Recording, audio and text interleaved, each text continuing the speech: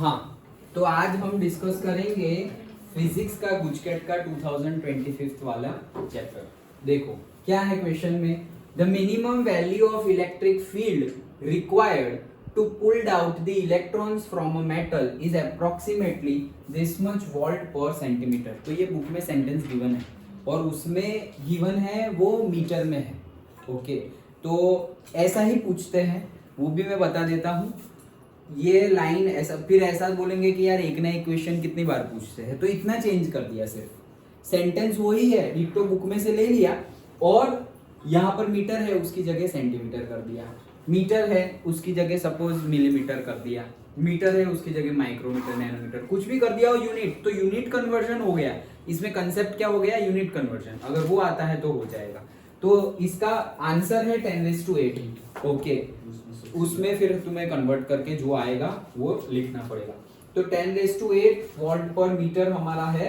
अभी मीटर को सेंटीमीटर में कन्वर्ट करेंगे तो 10⁻² आएगा, वो 10⁻² ऊपर जाएगा तो 10⁻² होगा, 10⁸ -2 मतलब 10⁶, तो आंसर आएगा 10⁶। ओके, अभी मीटर है उसका हमने सेंटीमीटर में कन्वर्ट किया, सेंटीमीटर की जगह माइक्रोमीटर पूछ लिया हो या मिलीमीटर पूछ लिया हो। अगर मिलीमीटर होता तो यहाँ पे 10⁻³ आता, 10⁻³ आता तो यहाँ 8 में से 3 जाएंगे तो 10⁻5 आंसर आता। ओके, अगर से माइक्रोमीटर पूछा होता तो यहाँ पर आ जाता क्या, 10⁻, मीटर मतलब कितने माइक्रोमीटर। ओके, तो 10⁶ हो जाता वो, तो वो 10⁶ ऊपर जाता। वैसे 1 micrometre is equal to 10⁻⁻6 metre होता है, वो कन्वर्जन हमें पता होना चाहिए। 1 micrometre is equal to 10⁻⁻6 metre, लेकिन हम तो मीटर में से माइक्रोमीटर में बोल रहे हैं, तो 1 metre is equal to 10⁻6 micrometre. तो यहाँ पर आ जाएगा 10⁻6, वो ऊपर जाएगा तो 8 - 6 हो जाएगा 2, तो उसमें आएगा 10⁻² आंसर। मतलब कहने का मीनिंग है हमें सिर्फ बुक का सेंटेंस याद होना चाहिए यूनिट के साथ, 10⁸ वोल्ट पर मीटर। डन। ओके, 40 में से मैंने देखे तो ऐसा समझो कि 7 या 8 ऐसे है बुक के पढ़ने के बाद, मतलब तुमने बुक भी पढ़ी हुई हो उसके बाद मैक्सिमम 7 क्वेश्चन, जैसा 6 to 7 क्वेश्चन ऐसे होंगे, वो शायद तुम दिमाग ना लगाओ तो सॉल्व ना हो, और कई तो ऐसे है तुम ज्यादा दिमाग लगाओगे तो सॉल्व नहीं होगा, लेकिन एकदम बेसिक लगा दोगे कि भाई मुझे तो ओम्स लॉ ही आता है, मुझे तो Q = CV पता है, तो ऐसे इजी लगा दोगे ना तो इजीली सॉल्व हो जाएगा। ओके, और कई फिगर बेस्ड है, वो भी है कि देखने में ऐसा लगे ये क्या पूछ लिया, ओके, लेकिन सॉल्व करने बैठोगे तो इजीली हो जाएगा। ओके, देखते हैं अभी हम 1 by 1। तो ये था हमारा पहला न्यूमेरिकल। आगे देखो, monochromatic light of frequency this much is produced by laser. Monochromatic मतलब सिंगल सोर्स होगा, फ्रीक्वेंसी चेंज नहीं होगी, वो सब पता है हमें। The power emitted is this much, how many photons per second on average are emitted by the source. कल भी हमने 2023 वाला पेपर डिस्कस किया था, उसमें भी था ये, power is equal to work done upon time लिया था हमने, और वर्क डन को हमने लिया था जूल। ओके, वर्क डन मतलब जूल मतलब एनर्जी, और उसके लिए हमने लिखा था hν, और फिर hν की जगह हम hc/λ भी लिख सकते हैं। तो hc/λ सारी वैल्यू पुट करके हमने पावर निकाला, मतलब वही फंडा है, फंडा वही है, आज भी वही फंडा है। तो पावर इज इक्वल्स टू से work done upon time. Okay, work done मतलब एनर्जी, एनर्जी मतलब फोटोन की एनर्जी कितनी होगी, E मतलब क्या, hν। तो तुम्हारे पास जो हो उसका यूज करना, देखो h भी गिवन है यहाँ पर, तो E is equals to hν लगाओ या E is equals to hc/λ लगाओ, और एक फोटोन होगा तो कुछ करना ही नहीं है, लेकिन ज्यादा फोटॉन्स होंगे क्योंकि हमें तो पूछा ही हुआ है हाउ मेनी फोटॉन्स, तो फॉर्मूला में Ne आएगा, सिर्फ E नहीं आएगा, Ne आएगा, दैट्स इट। तो कल जो 23 वाला पेपर में हमने डिस्कस किया, सेम फॉर्मूला लगाना है और डिस्कस करना है।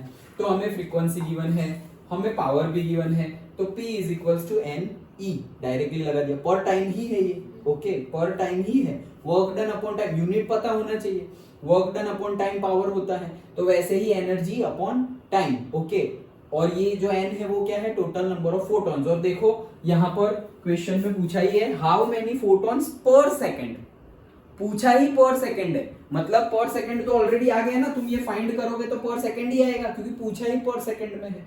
अगर ना होता तो हमें टाइम देते और वो टाइम हम यहाँ पर पुट कर देते। समझ में आ गया? ओके, तो वही डिटो फॉर्मूला है।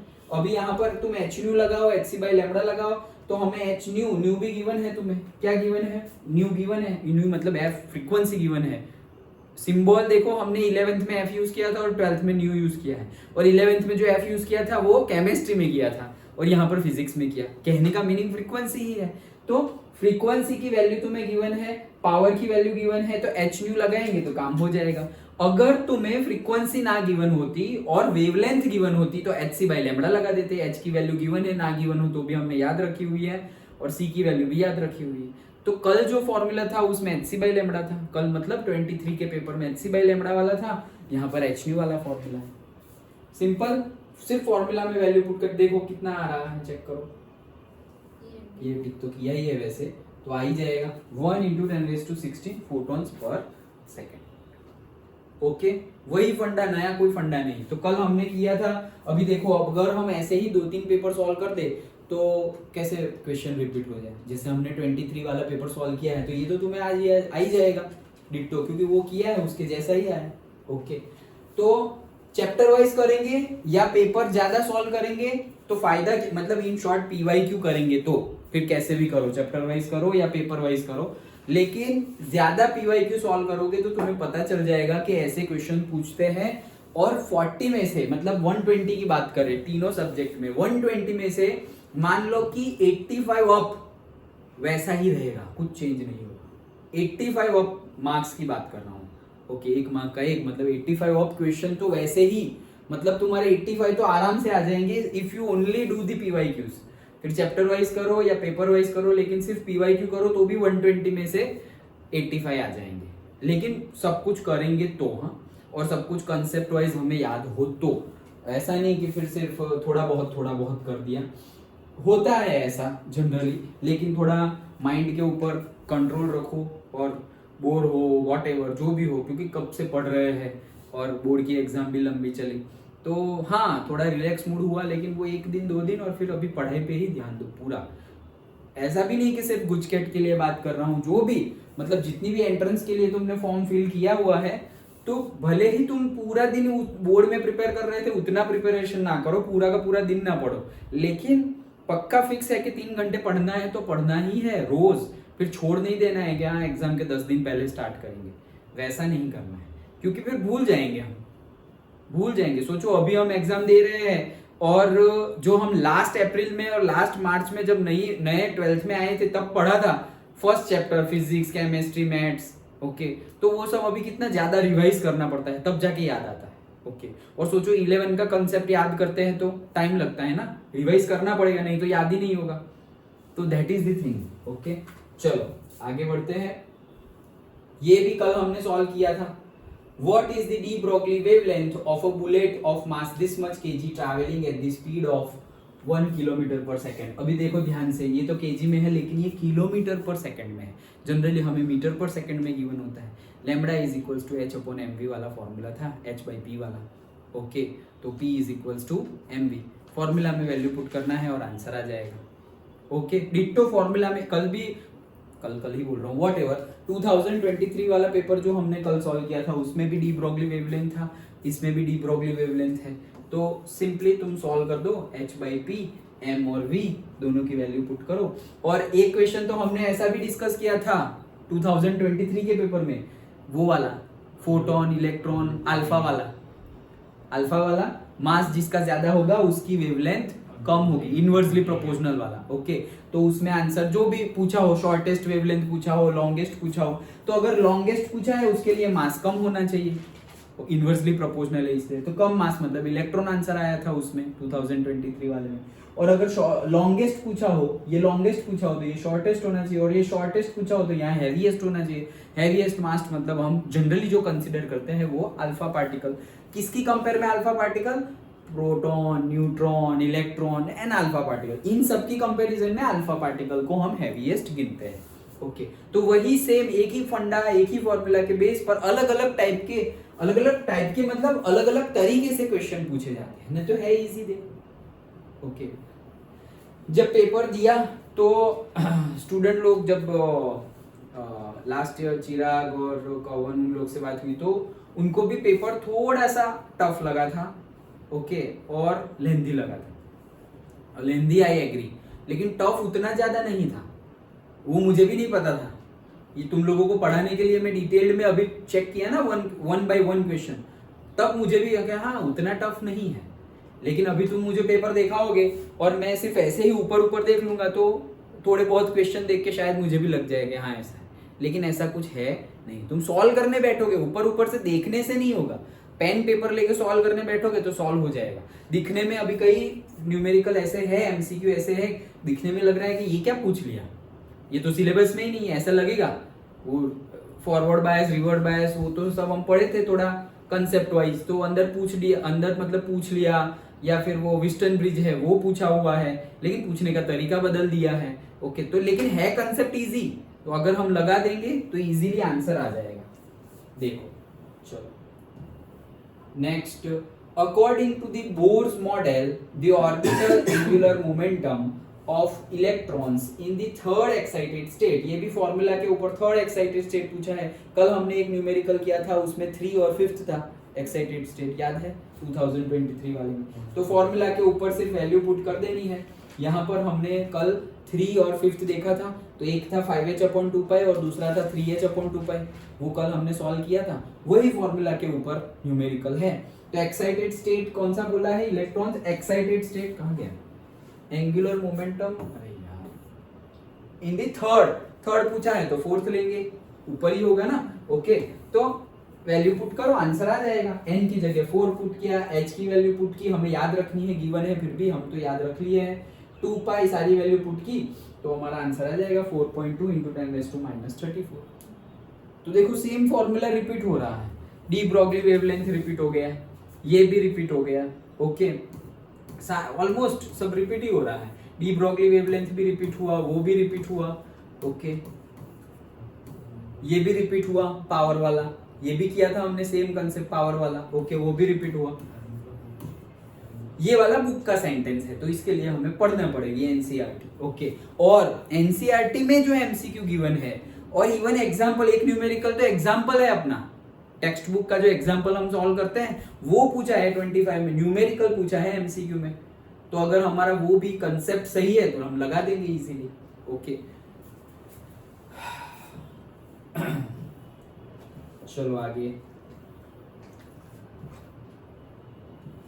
L is equals to MVR NH/2π, सिर्फ फॉर्मूला में वैल्यू पुट करनी है हमें, एंगुलर मोमेंटम का फॉर्मूला। चलो next, 13.6 electron volt energy is required to separate a hydrogen atom into a proton and electron, मतलब अलग अलग हो जाएंगे, ठीक है। If the orbital radius of an electron in hydrogen atom is this much, then velocity of electron is what. तो यहाँ पे तुम्हें फॉर्मूला याद रखना है। ओके, कि जो भी हमारी काइनेटिक एनर्जी है दैट इज इक्वल्स टू हमारी जो टोटल एनर्जी होगी वो। Okay, mechanical and kinetic energy, total energy, तो हाफ mv², हमने ये फॉर्मूला डायरेक्टली डिराइव करके हमने सिर्फ ये फॉर्मूला याद रखा था, और इसके बेस पे पीवाईक्यू भी डिस्कस किए थे जो बोर्ड में पूछे गए थे। ओके, बुक में नहीं, लेकिन बुक के पहले जो हम न्यूमेरिकल करते थे ना पीवाईक्यू कंसेप्ट के बाद, उसमें ये फॉर्मूला के बेस पे न्यूमेरिकल हमने किया था। तो सिर्फ डायरेक्टली ये फॉर्मूला याद रख लोगे तो भी चलेगा, और अगर याद नहीं रखना है तो सिंपली हमें काइनेटिक एनर्जी को कंपेयर करना है। Half mv² is equals to E, negative sign हम निग्लेक्ट करेंगे तो v² is equals to -2e/m, so √2e divided by m। E की वैल्यू हमें गिवन है, लेकिन इलेक्ट्रॉन वोल्ट में गिवन है तो कन्वर्ट करना। ओके, तो इलेक्ट्रॉन वोल्ट में कन्वर्ट कैसे करेंगे, 1.6 × 10⁻19 उसमें कन्वर्ट कर दो, तो 2 × 13.6 × 1.6 × 10⁻19 m कौन है, इलेक्ट्रॉन है, तो वो देखो यहाँ पे नहीं गिवन है, तो तुम्हें पता होना चाहिए कि इलेक्ट्रॉन का मास कितना है, तो 9.1 × 10⁻31 kg, वो याद होना चाहिए। प्रोटॉन का कितना मास,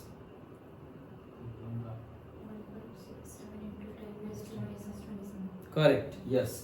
ओके, सो 2.2 ये सॉल्व कर लेंगे तो हमारा आंसर आएगा 2.2 × 10⁶ मीटर पर सेकंड।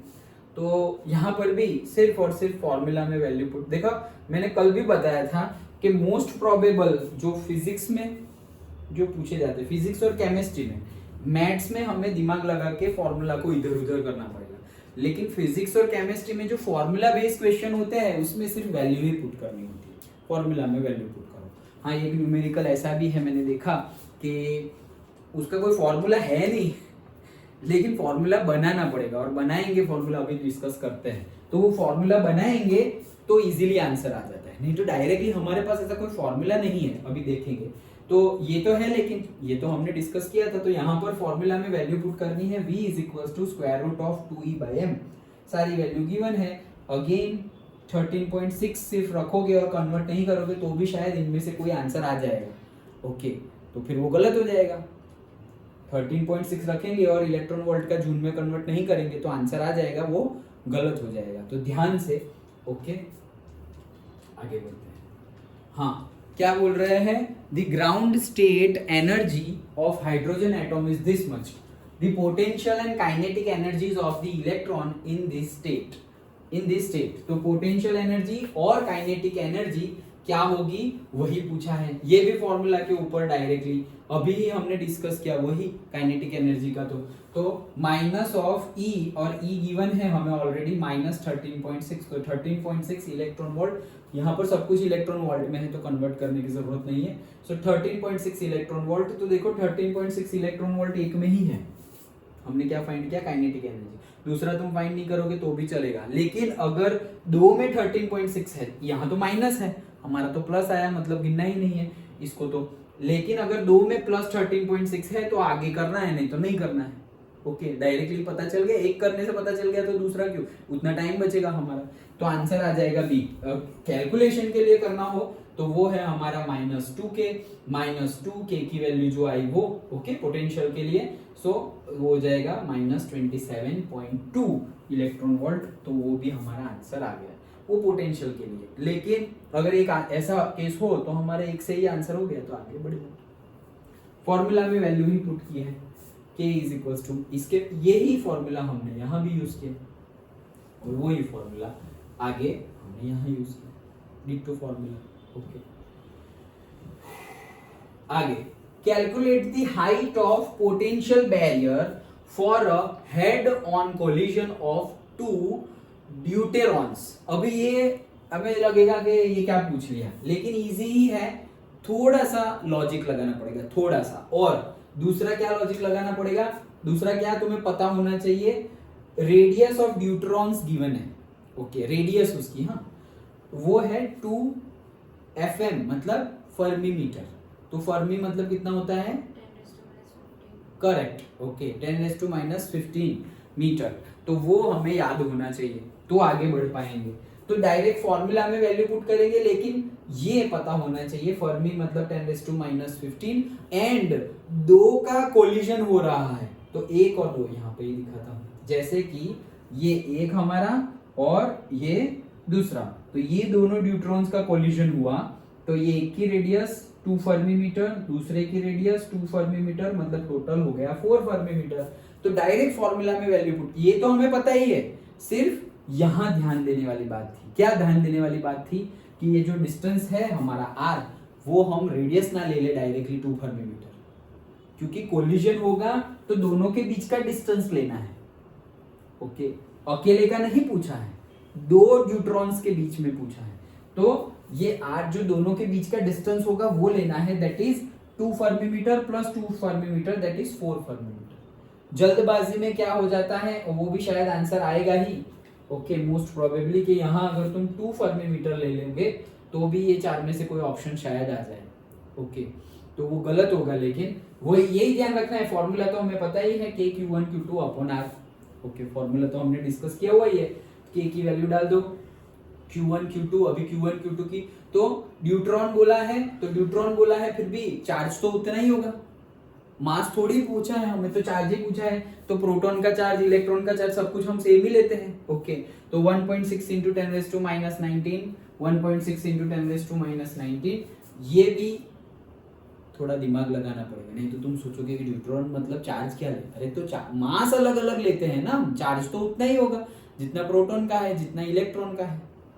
ओके, तो वैल्यू लेने में, फॉर्मूला तो तुम्हें पता है, लेकिन वैल्यू लेने में, और ये गिवन है एक्सरसाइज का 9th एनसीईआरटी में, ओके। तो उसके बेस पर ही है डायरेक्टली। तो ये Q1 और Q2 की वैल्यू और R की वैल्यू ध्यान से 4 फर्मी लेना है, इसको सॉल्व करेंगे तो आंसर आएगा 5.76 इंटू 10⁻14। ओके, अभी ये तो पता चला बाद में, ओके। पहले तो मुझे भी नहीं पता था कि ये डायरेक्टली गिवन है बुक में, ओके। बट कहने का मीनिंग क्या है, ये सब कुछ तुम्हें देख लेना है जो एनसीईआरटी में एटलीस्ट गिवन है। जैसे कि स्टार्टिंग में ही चैप्टर में एमसीक्यू जहां पर भी हो ना उतने तो देख ही लो, जहां जहां एमसीक्यू है। डिट्टो बुक का तो देख लो, पहले देख लो कि क्या है। जैसे चैप्टर वाइज करने बैठे, पहला चैप्टर 15 है 20 है, वो देख लिए, उसके बेस के फॉर्मूलाज कुछ अटपटा दिखा, पहले तुम्हें तो पता ही है फॉर्मूलाज, लेकिन कोई ऐसा है जिसमें पर्टिकुलर फॉर्मूला यूज करे तो ही आता है और वो फॉर्मूला हमने डिटेल में डिस्कस नहीं किया या याद नहीं रखा, तो उसकी नोट बना लो, ओके, और फिर उसको सॉल्व करो तो यहाँ आंसर आ जाएगा। फॉर्मूला, यहाँ पर फॉर्मूला याद है लेकिन वैल्यू पुट करने में ध्यान रखना है। सबसे पहली बात, हम चार्ज फॉर्मूला याद है कि Q1 Q2 अपॉन R, अभी के की पता है वैल्यू, Q1 की वैल्यू, तो अब न्यूट्रॉन के लिए चार्ज क्या ले, यहाँ पे हम सोचते रहेंगे जब सॉल्व करेंगे तब, ओके। तो वही चार्ज लेना है जो प्रोटॉन या इलेक्ट्रॉन का लेते हैं, तो वो ले लिया। और न्यूट्रॉन के लिए जो हमारा रेडियो कोलिजन हो रहा है, इसीलिए हमें दो न्यूट्रॉन के बीच का डिस्टेंस लेना पड़ेगा, centre to centre distance, that is 2 नहीं लेना है, 2 + 2 4 लेना है, ओके। तो ये पहला न्यूमेरिकल जिसमें थोड़ा हमें लॉजिक लगाना पड़ेगा, okay. Choose correct option to complete the net effect of the fusion reaction occur in the sun, okay.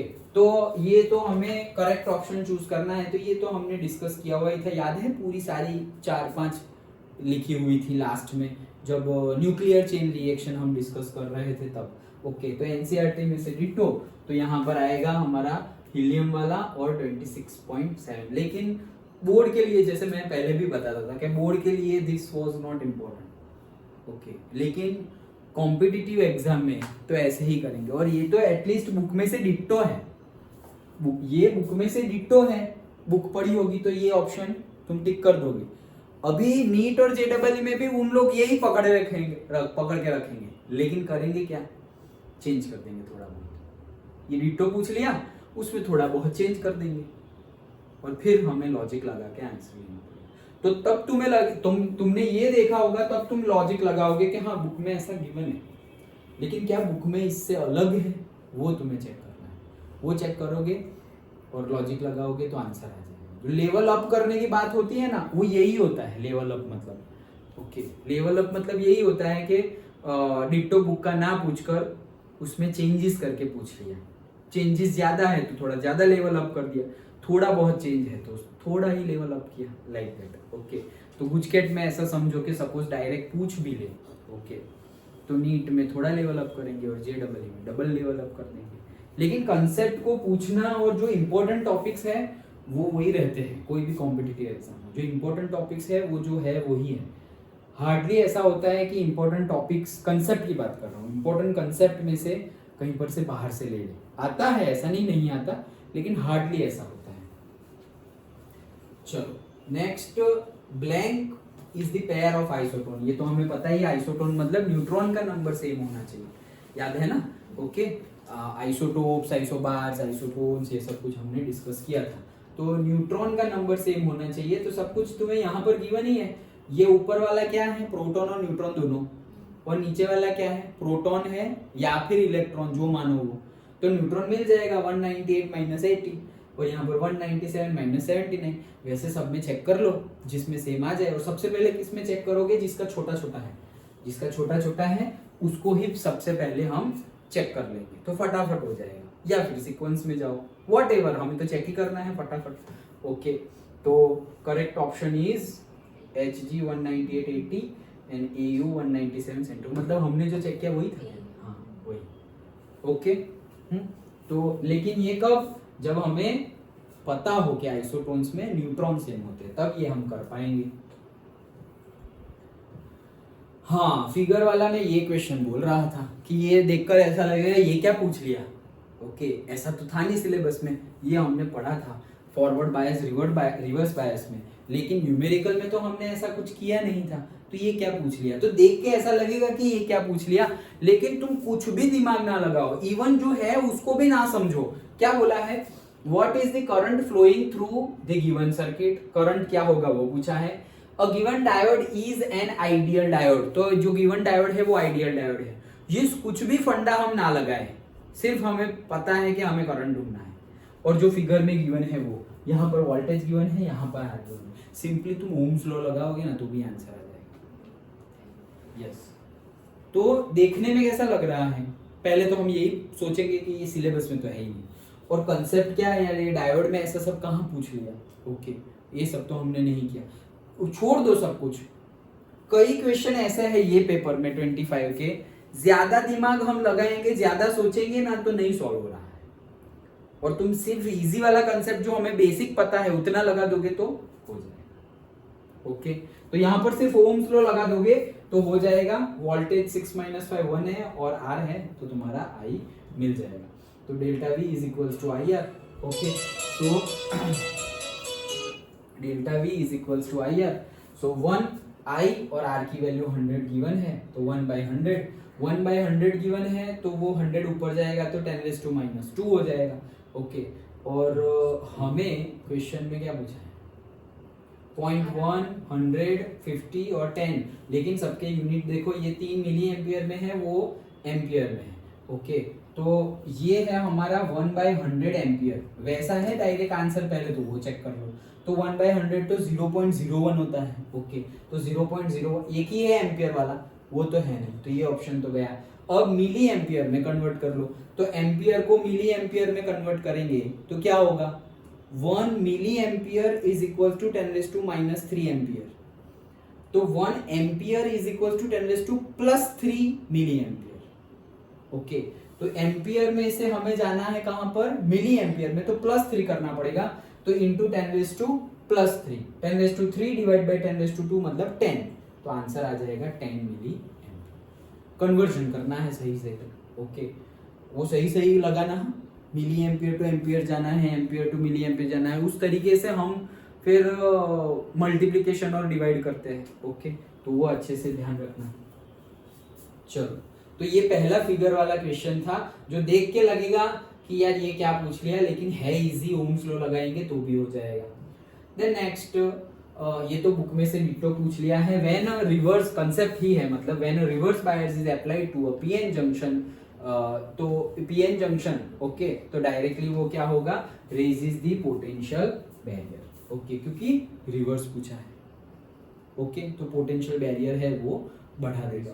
Okay, when reverse bias is applied to a PN junction it raises the potential barrier. ये तो lower है, increase majority, increase the, वो सब पता ही है हमें। Okay, concept में भी हमने पढ़ा था, तो वही डायरेक्टली ही है। ऐसे डायरेक्ट वाले क्वेश्चन भी कितने हैं, मतलब तुम गिनोगे तो ऐसा समझो कि 7 to 8 तो डायरेक्ट बुक में से उठाए हुए, सिर्फ सेंटेंस डिट्टो, जैसे अभी वो पढ़ा हमने न्यूक्लियर चेन रिएक्शन वाला, ये वाला डिट्टो सिर्फ उठा लिया। सबसे पहला वाला 10⁸ वोल्ट पर मीटर वाला था, वो डिट्टो उठाया हुआ है, सेंटेंस उठाया हुआ है, फिर उसमें शायद चेंज करें, अदरवाइज डायरेक्ट। हाँ, तुम्हें लगेगा कि सर कितना पढ़े लिखे, एक तो फिजिक्स की बुक्स कितनी बड़ी बड़ी है बात तो सही है, लेकिन क्या करें, इसीलिए कॉम्पिटिटिव एग्जाम के लिए अगर प्रिपेयर कर रहे हैं तो पहले से एनसीईआरटी पढ़नी पड़ेगी।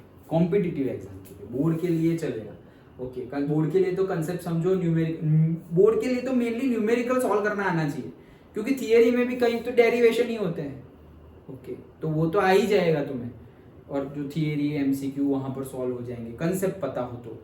लेकिन पर्टिकुलरली कॉम्पिटिटिव एग्जाम, और वो है तो भी ऐसा नहीं है कि गुजकेट में प्रॉब्लम होगी, मैं थोड़े हायर लेवल, गुजकेट में भी तुम्हारे मार्क्स आ जाएंगे, जितना तुमने अच्छे से पढ़ाई की है थ्रू आउट द ईयर और अभी कर रहे हो, उसके बेस पर अच्छे मार्क्स आ जाएंगे।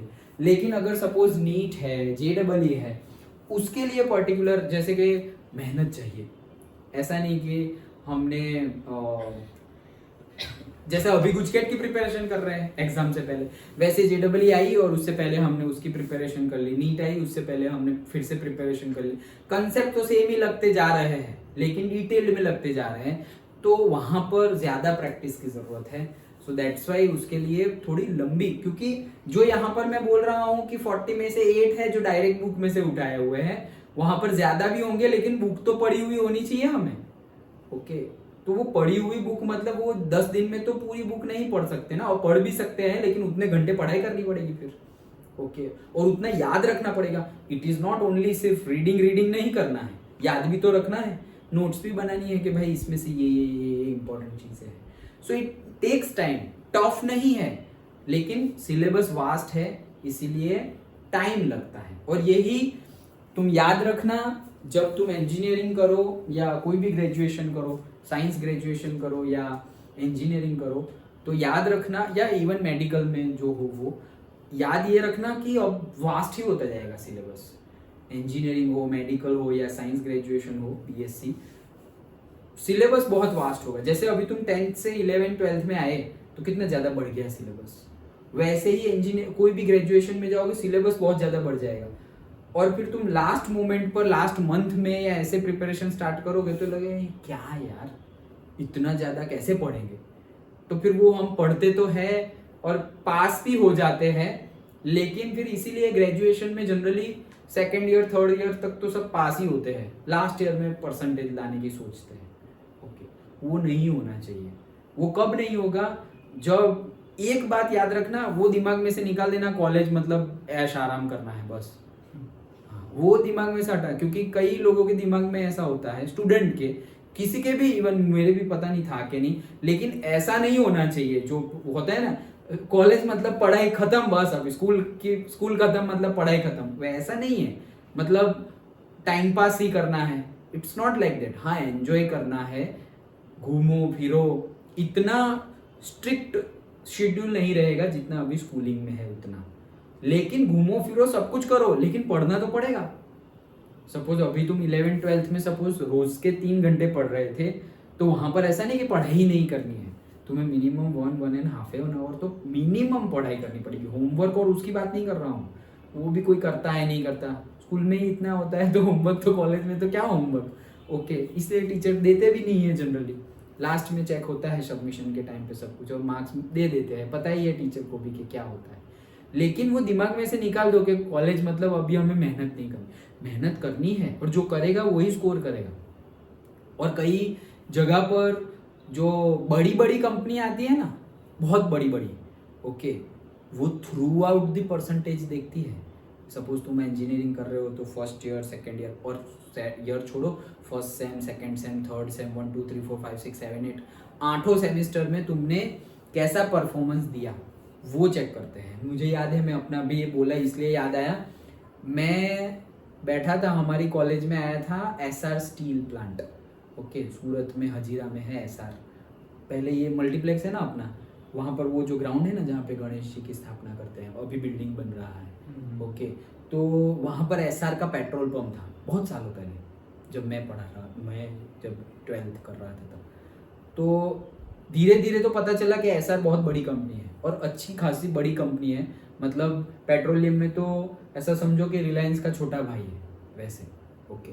तो वो कंपनी आई थी कैंपस इंटरव्यू में, SVMIT में एंट्रेंस एग्जाम थी, और मैं, तुम सोचोगे नहीं कि कहाँ कहाँ से कांटेक्ट किया, इंटरनेट पे से इतने 20 से ज़्यादा पेपर्स निकाले, और वो पेपर्स मिलते नहीं है जनरली।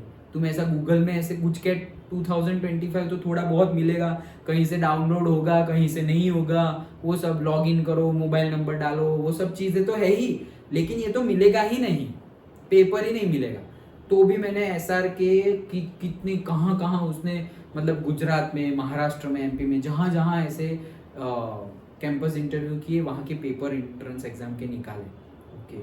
वहाँ जो ऑलरेडी जॉब करते हैं उनसे कांटेक्ट किया कि आपके पास कोई इन्फॉर्मेशन या आपके वहाँ पर कोई बुक हो या ऐसा, तो जिससे पढ़ाई करके थोड़ा अच्छा स्कोर कर सके, ऐसा सब इतना रिसर्च किया, इतना मैं बोल सकता हूँ मतलब कि उतना किसी ने नहीं किया होगा। मतलब टोटल हम 120 जैसे स्टूडेंट थे, उसमें से किसी ने उतना रिसर्च नहीं किया होगा, उतना सब कुछ इकट्ठा किया मैंने, उतना सब कुछ इकट्ठा किया। और फिर सारे के सारे पेपर सॉल्व कर दिए।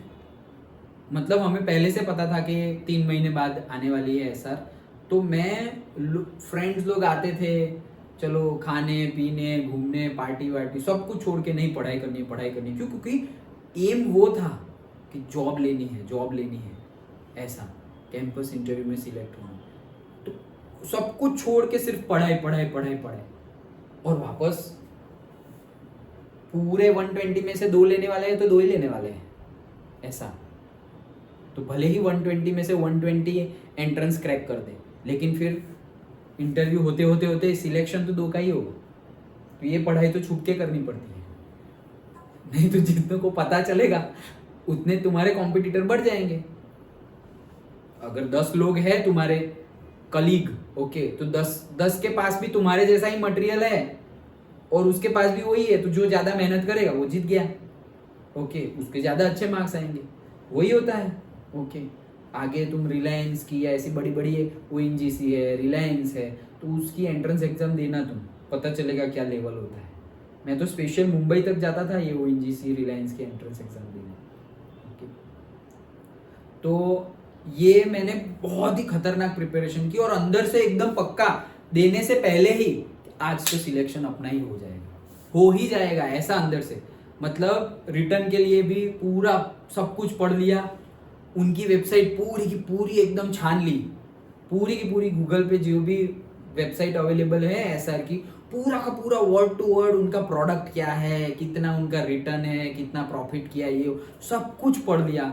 इंटरव्यू के लिए भी जो जनरल क्वेश्चन होते हैं सब रट्टा मार लिए, what do you expect, what you can imagine after 5 years, ये वो सब कुछ जो डिट्टो क्वेश्चन होते हैं ना, सबको ही पूछते हैं, टेल मी अबाउट योरसेल्फ, ये वो भी सब रट्टा मार लिए, ऐसा ही बोलना है, धड़ धड़ धड़, फुल कॉन्फिडेंस कि मतलब आज ही अब सिलेक्शन होगा तो मेरा ही होगा। वैसे सबके लिए, एंट्रेंस एग्जाम के लिए भी और इंटरव्यू के लिए भी, सबके लिए फुल कॉन्फिडेंस आ गया अंदर। पहली बार मुझे ऐसा था कि मैंने बहुत ज्यादा मेहनत किया। एंट्रेंस एग्जाम हॉल में बैठे, पेपर मिला,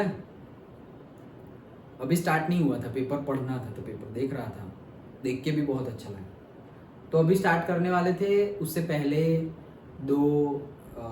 120 स्टूडेंट्स थे, और तो 2 वहाँ के एम्प्लॉय आए और बोले कि जिनका अभी मतलब कंपनी से इंफॉर्मेशन आया है, मतलब पास ऑन हुआ है, कि कंटिन्यूअस मतलब फर्स्ट सेमेस्टर से 8 सेमेस्टर तक जिसका फर्स्ट क्लास हो ना, उसी को बैठना है, बाकी को नहीं बैठना है। तो मेरा फर्स्ट और सेकंड सेमेस्टर में नहीं था, मुझे निकाल दिया, एंट्रेंस एग्जाम ही नहीं दे पाया। तब के तब मैं वॉशरूम में जाके इतना रोया था। तब से मतलब 20 साल हो गए, ये पहली बार मैं तुम्हारे साथ ये शेयर कर रहा हूँ। मैंने किसी को नहीं बताया था, कोई स्टूडेंट को नहीं बताया जब से पढ़ा रहा हूँ तब, और ना मेरे घर पे मेरे भाई को पता है, मम्मी, किसी को नहीं, किसी को फ्रेंड को, किसी को अभी पहले तुम्हें बता रहा हूँ, अभी बात निकली इसलिए। इतना रोया कि मैंने मतलब 3 महीने मेहनत की और पूरा घिस गया, वेबसाइट, एंट्रेंस एग्जाम का, इंटरव्यू का, सब कुछ एकदम खतरनाक। मतलब फुल कॉन्फिडेंस अंदर से, मेहनत की ना, उसका भी थोड़ा ईगो आ गया कि यार जबरदस्त मेहनत की, खुद को ही शाबाशी दे रहा हूँ। और फर्स्ट और सेकंड सेमेस्टर में मेरा फर्स्ट क्लास नहीं था, सेकंड क्लास था, उसके बाद हुआ अच्छे मार्क्स। तो पहले और सेकंड सेमेस्टर में तो यहाँ पर तो पास हो जाए वही बहुत था, तो पास तो हो जाए, लेकिन मार्क्स सेकंड क्लास था, फर्स्ट क्लास नहीं था, तो नहीं बैठने दिया। इतना रोया, फिर जाके वैल्यू पता चली कि हाँ ऐसा भी है। फिर जब बिट्स में से मास्टर डिग्री किया तो सारे सेमेस्टर में डिस्टिंक्शन, क्यों पता है कि भाई ऐसा भी हो सकता है, एक बार तो खाया तो दूसरी बार थोड़ी ऐसा करेंगे। तो वो तो गिर के संभले ना, ठोकर खा ली, ओके। किसी ने बताया नहीं था कि भाई इतना इंपॉर्टेंस है फर्स्ट ईयर का भी, किसी ने नहीं बताया था। और कोई बताया तो भी ऐसा है, पास हो जाओ, चलता है, क्योंकि फर्स्ट ईयर में तो अरे यहाँ का रिजल्ट कितना है पता है, 0.3%। जब मैं था तो 0.3, मतलब 100 में से एक भी पास नहीं होता है। वो यूपीएससी और उसका रिजल्ट आता है, वैसा रिजल्ट था 20 ईयर्स पहले, वीएनएसयू, तब तो जीटीयू भी नहीं था, जीटीयू था ही नहीं, वीएनएसयू यूनिवर्सिटी। 0.3 सोचो तुम, मतलब 300 स्टूडेंट बैठे तो एक पास हो, लाइक दैट। उसमें मैं पास हो गया और ऐसा सब क्या है, पास तो हुआ, पास तो हुआ। तो तब तो खुशी थी पास हुआ। जब 4 साल के बाद जब ऐसा हुआ मेरे साथ, तब पता चला कि यार वहां पास होने से कुछ नहीं होता है, मार्क्स लाने थे और वो नहीं आए। इतना रोया, उतना रोया, लेकिन वो याद रखा था मैंने, ऐसा भी हुआ है मेरे साथ। फिर जब बिट्स पिलानी में पहले से ही प्रिपेयर्ड कि भाई सब कुछ करना है लेकिन पढ़ाई तो करनी है, जलसा करो, घूमो, ये करो, वो करो, जो करना है करो, लेकिन पढ़ाई छोड़ के नहीं, पढ़ाई के साथ साथ करना है। तो सारे सेमेस्टर में फर्स्ट डिस्टिंक्शन ही आया बिट्स में। 2 लड़की थी, टोटल हम 6 स्टूडेंट थे बिट्स पिलाने में, तो 4 बॉयज़ 2 गर्ल्स। वो 2 गर्ल्स के थे 1 और 2 और मैं था 3rd बॉयज़ में फर्स्ट, ऐसे। लेकिन क्यों? क्योंकि ऐसा हुआ था मेरे साथ, इसलिए। तब मेरे साथ वाले जो स्टूडेंट थे वो भी उतना सीरियस नहीं थे फर्स्ट सेमेस्टर में, सेकंड सेमेस्टर में, मास्टर्स में, मेरे जितना। और मुझे भी बोलते क्या इतना तो क्या है यार तुझे, ऐसा। यार नहीं भाई, मुझे तो करना ही है, लाइक दैट। तो ऐसे सीखते सीखते आगे बढ़ना है, ओके। और यही सब मैटर करता है कि तुमने क्या ठोकर खाई, तुम क्या सीखे, और फिर तुमने कैसे इम्प्रूव किया, वही सब मैटर करता है, ओके। खुद के तुम खुद को देख रहे हो, ओके, तो तुमने कितना लेवल अप किया, वो मैटर करता है।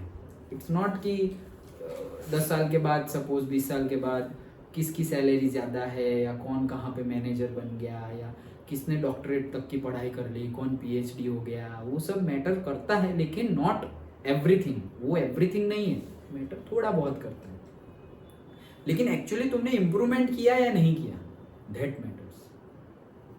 और सपोज इम्प्रूवमेंट नहीं भी किया तो जो किया वो उसमें अच्छा किया। कोई नहीं ये सब कुछ छोड़ के साथ साथ में कुछ और ही कर रहा है, जैसे कल हमने बात की थी, तो वो कुछ और में आगे बढ़ जाओ, तो फिर कुछ मैटर है।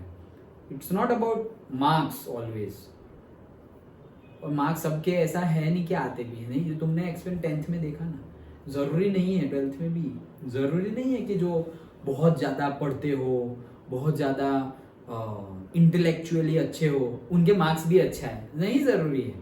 कौन सा सेट आ गया, क्या हो गया, पढ़ाई कैसे हुई, अभी एग्ज़ाम है और घर पर शादी है, और कुछ कहीं बाहर गए, बीमार हो गए, कितना को याद नहीं आया, ओके, हेल्थ अच्छी नहीं है, कितने सारे सर्कमस्टेंसेस हैं, वो सब कुछ सही सही सही सही सही सही सही सही सही सही हो, तब जाके तुम अच्छे से एग्जाम दे रहे हो, अच्छे से याद आ रहा है, अच्छे मार्क्स आ रहे हैं। बहुत कुछ मैटर करता है अच्छे मार्क्स आने के लिए भी, ओके। तो मार्क्स से सिर्फ जज नहीं करना है, वो तुम खुद को, तुम्हारे मार्क्स अगर कम आए 10th में या कोई भी सब्जेक्ट में कम आए फ्यूचर में भी, तो खुद को मार्क्स के बेस पर जज मत करना। हाँ, पेरेंट्स कर ले, टीचर्स कर ले, वो ठीक है, वो ठीक है, क्योंकि वो अपने ज़माने के या फिर कुछ दूसरा सोच के कंपेयर कर रहे हैं। कंपेयर ही नहीं करना चाहिए एक्चुअली में। कंपेयर करना हो तो खुद के साथ करना चाहिए कि अच्छा इतना हुआ, इतना हुआ। लेकिन मार्क्स के बेस पर ऐसा नहीं कि हाँ इसके मार्क्स अच्छे हैं तो ये ब्राइट स्टूडेंट, इसके मार्क्स कम है तो ये डल स्टूडेंट, ज़रूरी नहीं है। उसके पास कुछ और स्किल है। वो नहीं, वो कोट है ना कि सचिन तेंदुलकर सचिन तेंदुलकर है और लता मंगेशकर लता मंगेशकर है। वो क्रिकेट नहीं खेल सकते और ये गाना नहीं गा सकते, लाइक दैट। दोनों को ही भारत रत्न मिला है, लेकिन दोनों की फील्ड अलग अलग है, फिर ऐसे कंपेयर नहीं करना है। स्कूलिंग में शायद लता मंगेशकर जी आगे हो मार्क्स के लेवल पर, लेकिन कहाँ कोई उनको मार्क्स पूछता है, कोई नहीं पूछता। सचिन तेंदुलकर, शायद मैंने तुम्हें बताया था या नहीं बताया हूँ, सचिन तेंदुलकर 10th में फेल हुए थे, फेल 10th में, पास नहीं हुए, फेल हुए। और महाराष्ट्र में आज के दिन जो 10th का इंग्लिश का चैप्टर है ना, पहला ही चैप्टर है सचिन रमेश तेंदुलकर। पास होते तो शायद ये चैप्टर ना होता। सोचो, तो जो फील्ड में है वो फील्ड में अच्छा करो। अनिल कुंबले है ना, सबसे ज्यादा विकेट इंडिया के लिए अनिल कुंबले ने लिए है, वो मैकेनिकल इंजीनियर है। सोचो कब पढ़ाई की और कब खेले। मैकेनिकल इंजीनियर, ऐसा भी नहीं अभी सचिन तेंदुलकर ने सबसे ज्यादा रन मारे हैं इंडिया के लिए, तो अनिल कुंबले ने सबसे ज्यादा विकेट ली है इंडिया के लिए। अभी एक भाई साहब ने 10th के बाद पढ़ाई नहीं की, दूसरे भाई साहब इंजीनियर है, कोई कंपैरिजन नहीं है। पढ़ाई के साथ साथ इतना किया, पढ़ाई छोड़ के सब कुछ किया। हाँ लेकिन पढ़ाई छोड़ के सब कुछ किया तो वो नाम भी है गॉड ऑफ क्रिकेट। जो करो वो दिल से करो, अच्छे से करो। तुम्हें खुद पे ऐसा होना चाहिए कि हाँ मैंने अपना 100% दे दिया, फिर आए ना आए रिटर्न या कोई अच्छा बोले या बुरा बोले, लोग क्या बोल रहे हैं उस पर फर्क नहीं पड़ना चाहिए। जितना जल्दी सीखना हो सीख लेना। अगर कोई तुम्हें बोले कि भाई तुम्हारे मार्क्स तुम डल हो ऐसा बोले और तुम वो डीमोटिवेट हो गए और तुम्हारे थोड़े बहुत प्रशंसा कर ली और तुम मोटिवेट हो गए। दूसरों से क्या मोटिवेट और डीमोटिवेट होना ही नहीं है। कोई भी कुछ भी बोले फर्क ही नहीं पड़ना चाहिए।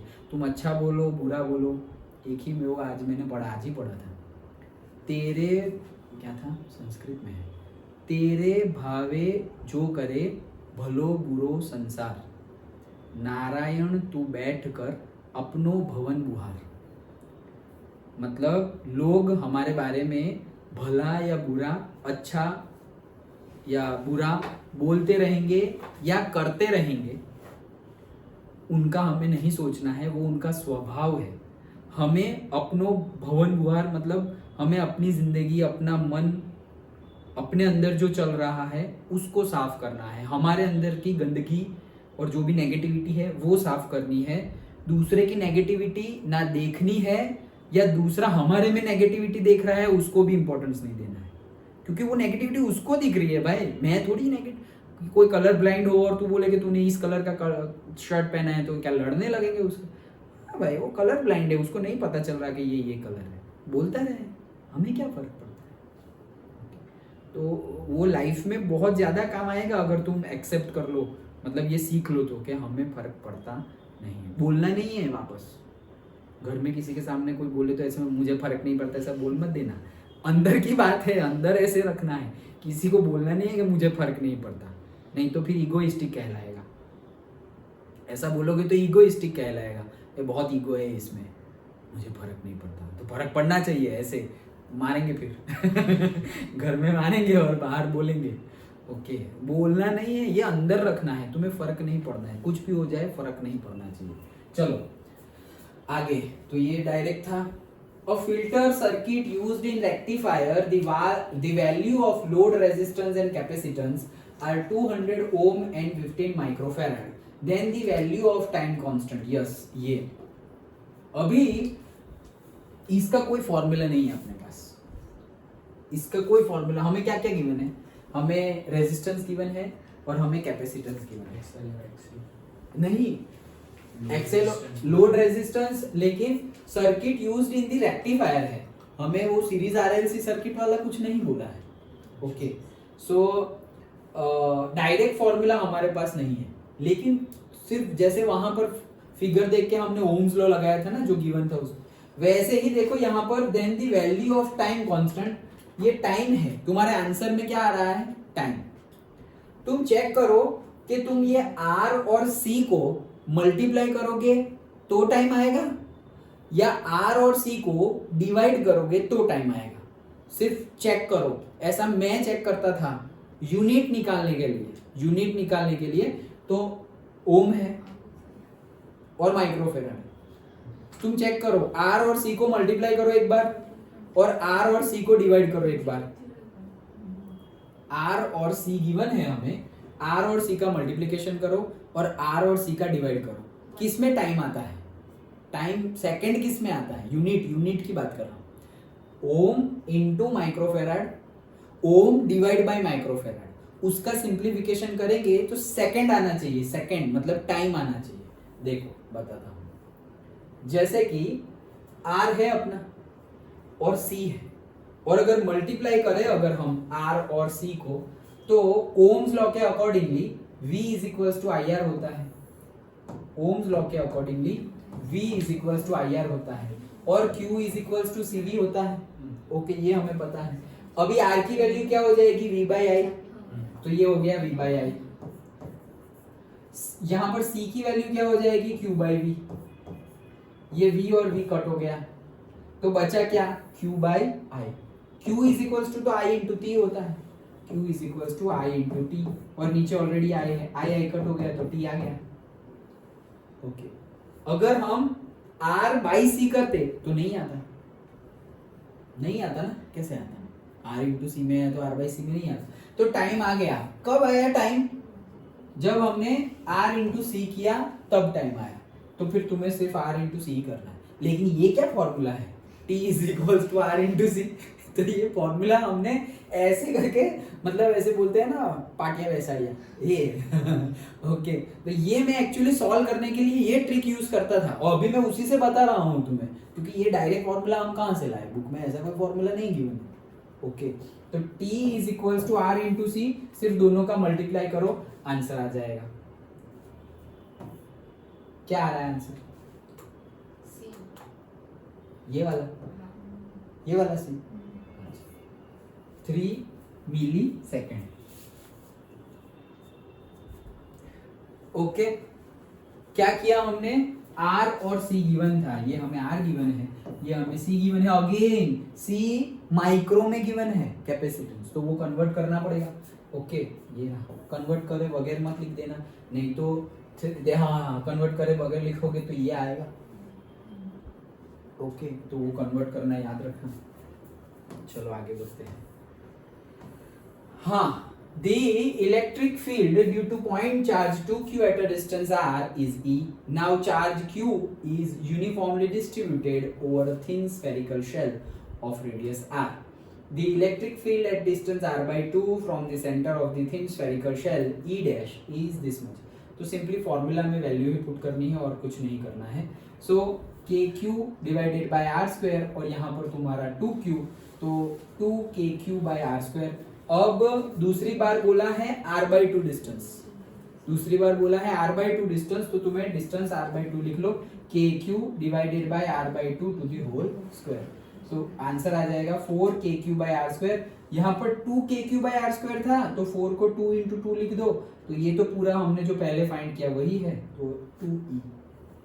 सिर्फ फॉर्मूला तो हमें पता ही है, kq बाय आर स्क्वायर, उसी में उसका ही यूज किया, लेकिन कैसे यूज किया है, सबसे पहले 2q डिस्टेंस, 2q गिवन है चार्ज, तो 2q ले लिया, kq बाय आर स्क्वायर में 2q ले लिया, और फिर ये पर्टिकुलर r के लिए था, ये r, फिर r बाई 2 के लिए है। ओके, तो r बाई 2 के लिए q है। Now charge q is uniformly distributed, पहले 2q और r था, और दूसरी बार q और r बाई 2 है। दो बार फॉर्मूला लगाना है, के क्यू बाई आर स्क्वायर, दो बार फॉर्मूला लगाना है। तो पहले सेंटेंस में क्या बोल रहे हैं, चार्ज है 2q और डिस्टेंस है r, तो चार्ज की जगह 2q लिख दो, डिस्टेंस की जगह r लिख दो। दूसरी बार ही सेम फॉर्मूला अप्लाई करना है, चार्ज की जगह q और डिस्टेंस की जगह r बाई 2, तो चार्ज की जगह q और डिस्टेंस की जगह r by 2, that's it. Simplify किया तो 2 ही आंसर आ गया। ओके, फॉर अभी ये कैसा क्वेश्चन है, जो फर्स्ट चैप्टर के जो क्वेश्चन है वैसे, कि भाई दो चार्ज है, ओके, और उनके बीच का फोर्स फाइंड करो। तो दो चार्ज गिवन है, तो k q1 q2 upon r square, दोनों के बीच का डिस्टेंस गिवन होगा और चार्ज गिवन होगा। अब दूसरे केस में बोलेंगे दोनों का चार्ज डबल हो गया और दोनों के बीच का डिस्टेंस आधा हो गया, तो फिर k q1 q2 था, उसकी जगह 2q1 2q2, मतलब वो 2 और 2 4 हो गया, तो k q1 मतलब 4k q1 q2, और दोनों के बीच का डिस्टेंस आधा हो गया, तो r k q1 q2 अपन r स्क्वायर की जगह r by 2 to the whole square होगा। ओके, और फिर वो r स्क्वायर हो जाएगा, और ये 2 का 4 हो जाएगा, वो 4 वापस ऊपर जाएगा, तो 16 आएगा, तो f dash is equals to 16f, ऐसा आंसर आएगा। वैसा ही कंसेप्ट है ये इलेक्ट्रिक फील्ड वाला है। डन। ओके, चलो, हाँ, 15 charges each of value q, हाँ ये अच्छा क्वेश्चन है। 15 charges each of value q are placed on x axis at an equal distance 0.5 r, मतलब कि एक्सिस है हमारे पास और एक्सिस पर हर 0.5 डिस्टेंस पर हमने क्यू को रखा हुआ है, एवरी 0.5 आर पर, आर मतलब radius. The maximum electric flux associated with the spherical closed surface of radius 1.5 R in which one of the following charges at the centre is. तो 1.5 आर का स्फीयर है अपने पास, ओके 1.5 आर का, R मतलब radius का sphere है, okay वो बनाओ पहले। तो ये हमने बना दिया 1.5 आर का स्फीयर, और यहाँ भी 1.5 आर का स्फीयर, रेडियस है ना 1.5 आर, ओके। तो ये हमारा रेडियस हो गया 1.5 आर, और ये पूरा का पूरा स्फीयर बना दिया। अब बोल रहे हैं कितने, 15 charges each of value q are placed on x axis. तो x एक्सिस पर हम 15 चार्जेस रख रहे हैं, x एक्सिस पर 15 रख रहे हैं, स्फीयर के ऊपर 15 रख रहे हैं, ऐसा नहीं बोल रहे, x एक्सिस पर 15। यहाँ कितने आएंगे, देखो सेंटर पे q रखा, फिर उसके 0.5 आर पर, फिर से 0.5 आर, फिर से 0.5 आर, तो ये टोटल 1.5 आर है। तो ये हो गया 0.5, ये हो गया 1 और ये हो गया 1.5, फिर यहाँ पर भी 0.5, ये हो गया 1 और ये हो गया 1.5। टोटल कितने क्यू आए, 1 2 3 4 5 6 7 आए। उन्होंने तो 15 बोले, तो एक्स एक्सिस पर बोले हैं ना, हमें तो स्फीयर का देखना है सिर्फ, ओके। तो 7 आ गए, तो दैट्स इट, फॉर्मूला में वैल्यू पुट करो 7q, वो कौन सा अपना superposition principle, 7q upon epsilon not. क्या हुआ, 0, अच्छा हाँ ऑप्शन गिवन है इसलिए हाँ 0 ऑप्शन गिवन है, हाँ तो नहीं वो फंडा लगेगा, लेकिन 7 में से 5 बार वो ये 2 बार जो नहीं लगता वो वाला कंसेप्ट है ये, ओके। ये देखो इसने टिक किया हुआ है, सुनिए तो यहाँ पर आंसर आएगा 7q divided by epsilon not, okay.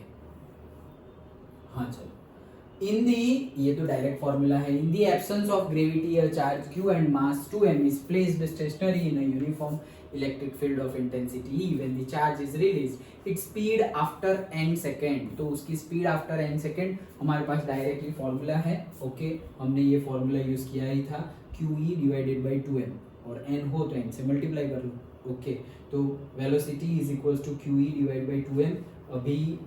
अभी हमने दूसरा वो रूट वाला फॉर्मूला देखा था, लेकिन ये फॉर्मूला भी हमने देखा ही है। अगर डिराइव करो तो डिराइव भी कर सकते हैं, acceleration is equals to QE divided by m। Acceleration is nothing but velocity upon time, QE divide by 2m। ये t जो है वो n गिवन है, तो v by n QE by 2m, और ये n इधर चला गया तो QEn divided by 2m, okay.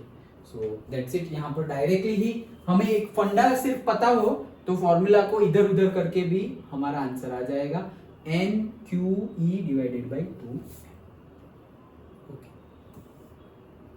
चलो हाँ, अभी दे दूसरा, वो फिगर देख के हमें लगा था ये क्या पूछ लिया, लेकिन इजी था, ओके। सिर्फ ओम्स लॉ लगाना था। वैसे ये भी है, इजी ही है, भले ही इतना लंबा चौड़ा बनाया हो, ओके। देखो as shown in the figure, charges plus q minus q are placed on the vertices of the square। तो given ही है plus q minus q, total length है 2l, और ये है l, ये है l, ठीक है। the electric potential at midpoint A of charges plus q and plus q, मतलब A पर हमें ढूंढना है, A पॉइंट ये रहा, A पर ढूंढना है, ओके, प्लस क्यू और प्लस क्यू की वजह से। तो सिंपली फॉर्मूला में वैल्यू पुट करो, आंसर आ जाएगा। देखो ए पर ढूंढते हैं हम, तो K Q by are formula है हमारा पोटेंशियल का, तो के क्यू बाई आर, अभी क्यू क्या है प्लस क्यू, तो K Q divide by R, R मतलब डिस्टेंस, तो डिस्टेंस कितना है हमारा एल गिवन है, डायरेक्ट एल लिखो या एक्स वाई जो भी लिखना हो लिखो, लेकिन ये यहाँ पे आ जाओ, के क्यू बाई एल हमने ले लिया।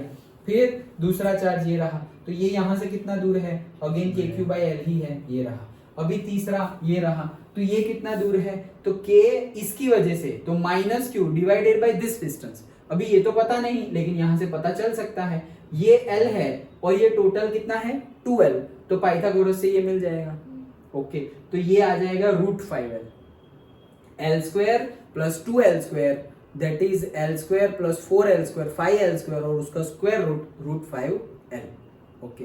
√5l आ गया, इनके बीच का डिस्टेंस पता चल गया √5l। और इसके बीच का डिस्टेंस भी वही होगा √5l। बस सिंप्लीफाई कर दो, ये 2 है तो 2kq डिवाइडेड बाय l, ये भी 2 है तो -2kq divided by √5 into l। 2kq common निकाल लो डिवाइड बाय l, तो यहाँ पे आ जाएगा 1 - 1/√5।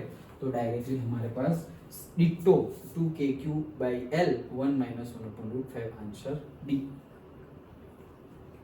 ओके ओके, तो फॉर्मूला में वैल्यू पुट करेंगे तो आंसर आ जाएगा, लेकिन ये पाइथागोरस है और ऐसा न्यूमेरिकल भी हमने किया था।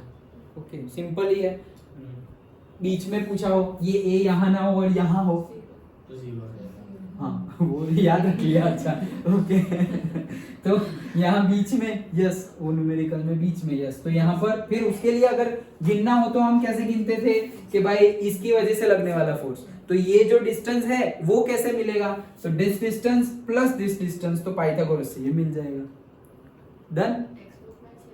हाँ डिट्टो ही है, अब मिडल में होगा। हाँ तो हमें यहाँ पूछा है, यहाँ की जगह अभी यहाँ कर दे तो भी कोई बात नहीं, हो ही जाएगा। कंसेप्ट लगाना आना चाहिए, ये ए पॉइंट है, यहाँ दे दे, यहाँ दे दे, यहाँ दे, या बीच में दे दे, कंसेप्ट लगाना आना चाहिए। और कंसेप्ट लगाना करना क्या है, कंसेप्ट लगाने में जहां पॉइंट पूछा है वहां तक का डिस्टेंस निकालो चार्ज से, बस वही है कंसेप्ट। चार्ज से जहां पूछा है वहां तक का डिस्टेंस निकालो। हाँ आगे, चार्ज गिवन है are distributed uniformly over the surface of a spherical conductor of radius r। The ratio of electric potential inside the spherical conductor to the electric field on the surface is. तो again formula में value put करनी है, ditto formula में value put करनी है kq/r और kq/r²। ये potential का और हमारा E और V दोनों का फॉर्मूला हमने लिख दिया। तो डायरेक्टली इलेक्ट्रिक फील्ड और पोटेंशियल का जो कट हो रहा है वो कट कर दो, k कट हो रहा है, q कट हो रहा है और एक r भी कट हो रहा है, तो एक r बाकी बच गया, दैट्स इट। तो r आंसर आ गया। देखो कितना इजी, ऐसे कितना लंबा लंबा लिखा है लेकिन है कितना इजी, ऑप्शन दिख भी नहीं रहे यहाँ पर। ओके, तो करना क्या है, देखो किसका यूज नहीं किया, हाँ हमने डायरेक्ट ही आंसर आ गया। ये डेटा तो गिवन है, हमने डायरेक्टली जो पूछा है, क्या पूछा है, रेशियो ऑफ इलेक्ट्रिक पोटेंशियल मतलब V inside the spherical conductor to the electric field मतलब E। तो V/E दोनों का फॉर्मूला लगाओ, kq/r और kq/r², दैट्स इट। तो r आंसर आ गया हमारा। डन। ओके, कुछ kq/r और kq/r², तो q का तो काम ही नहीं है, वो तो कट ही हो जा रहा है, तो काम ही नहीं हुआ, डायरेक्ट ही आ गया r। ओके, तुम्हें ऐसा लगे ना कि यहाँ पे ये चीज गिवन है, तो ये सपोज ये दो चीज का फॉर्मूला कौन सा है, ये 3 चीज का फॉर्मूला कौन सा है, वो याद करो और फिर वो अप्लाई कर दो। ओके, ऐसे ही आंसर आ जाएगा। हाँ चलो, the potential difference between the two plates of parallel plate capacitor is 2 volt. 2 volt है difference as shown in the figure. Electron placed at point P and Q। तो इलेक्ट्रॉन प्लेस, देखो electron रखा हुआ है, P पर क्या है electron और Q पर भी क्या है इलेक्ट्रॉन, दोनों जगह इलेक्ट्रॉन रखे हुए हैं, तो दोनों के चार्ज और दोनों के मास सेम होंगे क्योंकि इलेक्ट्रॉन ही है। इलेक्ट्रॉन और प्रोटॉन होते तो अलग अलग होता, लेकिन दोनों के चार्ज और दोनों के मास सेम होंगे क्योंकि उन्होंने इलेक्ट्रॉन्स प्लेस है वैसा ही बोला है। अभी इलेक्ट्रॉन प्लेस है, अभी इलेक्ट्रिक फील्ड है, तो इलेक्ट्रिक फील्ड तो कैसी आएगी, प्लस है तो बाहर निकलेगी और नेगेटिव है तो अंदर आएगी। डन। ओके, इलेक्ट्रिक फील्ड जो फील्ड लाइंस जो हम बनाएंगे प्लस में से बाहर निकलती है और नेगेटिव में अंदर आती है। ओके, तो ऐसे प्लस में से ऐसे बाहर आएगी और ये जो नेगेटिव है उसमें ऐसे अंदर जाएगी, दैट्स इट। तो क्या होगा, तो डायरेक्टली फॉर्मूला लगाओ, E = F_net/Q। ये फॉर्मूला हमने स्टार्टिंग में ही देखा था। तो F = QE, तो Q क्या है, इलेक्ट्रॉन है तो E आएगा, और E का वैल्यू क्या है, σ/ε0। तो यहाँ पर अगर E निकाले, वो σ/ε0 आया कहाँ से, इसकी वजह से निकाले तो σ/2ε0, इसकी वजह से निकाले तो भी σ/2ε0, दोनों का सम करेंगे तो σ/ε0, वो यहाँ पर वैल्यू पुट करेंगे। अभी दोनों यहाँ पर वैल्यू पुट करे तो है तो दोनों इलेक्ट्रॉन ही, दोनों के दोनों E की वैल्यू σ/ε0 आ गई। अभी अगर इलेक्ट्रॉन है तो वही चार्ज आएगा, और अगर प्रोटॉन है तो भी चार्ज हुआ आएगा लेकिन साइन पॉजिटिव होगी, उतना ही डिफरेंस। वो तो जब हो तब, यहाँ पर तो दोनों ही इलेक्ट्रॉन गिवन है, तो दोनों ही इलेक्ट्रॉन गिवन हो तो आंसर क्या आएगा, सेम ही आएगा। कहाँ गया, same. Electric forces acting on both the electrons are same, बाकी सब में नहीं गिवन है। Yes, electric forces acting on both the electrons are zero, वो तो जीरो होगा ही नहीं। अभी तो हमने देखा जीरो कैसे हो जाएगा, क्योंकि F net is equal to Q into E, तो ई की वैल्यू तो आई हमारी कैपिटल ई की, और स्मॉल ई की भी आई, तो एफ जीरो तो होगा नहीं। ओके, तो ये तो ऑप्शन गया। बी ऑप्शन में क्या है, electric force acting on the electron at point P is greater than that of the electron at point Q. क्यों भाई, ऐसा कुछ नहीं है, तो यहीं पे बड़ा, यहाँ पे ज्यादा, यहाँ पे कम, ऐसा गिवन है। लेकिन कम ज्यादा क्यों होगा, सेम सिचुएशंस गिवन है दोनों के लिए, सेम सिचुएशंस गिवन है ना। ये इलेक्ट्रॉन है और यहाँ पर पॉजिटिव प्लेट है, ये भी इलेक्ट्रॉन है, यहाँ पर नेगेटिव प्लेट है। तो पॉजिटिव प्लेट में से इलेक्ट्रिक फील्ड लाइंस नीचे की तरफ आएगी और ये नेगेटिव में भी नीचे की तरफ आएगी। तो ये जो है इलेक्ट्रॉन, उसके पास ऊपर से इलेक्ट्रिक फील्ड लाइंस अंदर जा रही है, ये जो है उसके पास भी ऊपर से इलेक्ट्रॉन फील्ड लाइंस तो अंदर ही जा रही है। सेम ही हुआ ना, ऑपोजिट डायरेक्शन भी नहीं हुआ, तो जीरो भी नहीं होगा, तो क्या होगा, सेम। डन। ए जीरो नहीं होगा, दोनों जीरो कब हो जाएगा कि ऑपोजिट डायरेक्शन में हो। मतलब यहां पर इलेक्ट्रॉन है, यहां पर भी इलेक्ट्रॉन है, लेकिन फोर्स जो लग रहा है, जैसे कि ये इलेक्ट्रॉन पर फोर्स लग रहा है पॉजिटिव एक्स में, और ये इलेक्ट्रॉन पर फोर्स लग रहा है, किसका फोर्स, इलेक्ट्रिक फील्ड की वजह से फोर्स लग रहा है नेगेटिव एक्स में, तो प्लस माइनस कैंसिल हो जाएगा, तो जीरो आएगा। ओके, लेकिन यहां पर तो दोनों एक ही साइड में है, देखा ना हमने, प्लस है ये पॉजिटिव प्लेट, ये नेगेटिव प्लेट। पॉजिटिव में से इलेक्ट्रिक फील्ड लाइंस बाहर जाती हैं, तो पॉजिटिव में से अगर बाहर जाएगी, देखो थोड़ा मैं जूम करके बता रहा हूँ, ये है एक इलेक्ट्रॉन, ये है दूसरा इलेक्ट्रॉन। पॉजिटिव में से इलेक्ट्रिक फील्ड लाइंस बाहर जाएगी, तो ये बाहर मतलब कैसे, यहाँ से ऐसे और ऐसे, ऐसे बाहर जाएगी, और इसमें अंदर आएगी, तो कैसे अंदर आएगी, ये अंदर आ रही है और ये अंदर है, ऐसे आएगी। अब एक इलेक्ट्रॉन यहाँ है, तो इसके ऊपर कैसी इलेक्ट्रिक फील्ड लाइन होगी, ऐसी, और दूसरा इलेक्ट्रॉन यहाँ है, उसके ऊपर इलेक्ट्रिक फील्ड लाइन कैसी होगी, ऐसी ही होगी, सेम ही डायरेक्शन हो गई। समझ में आया? ओके, ऑपोजिट हो तो जीरो होगा। अंडरस्टूड?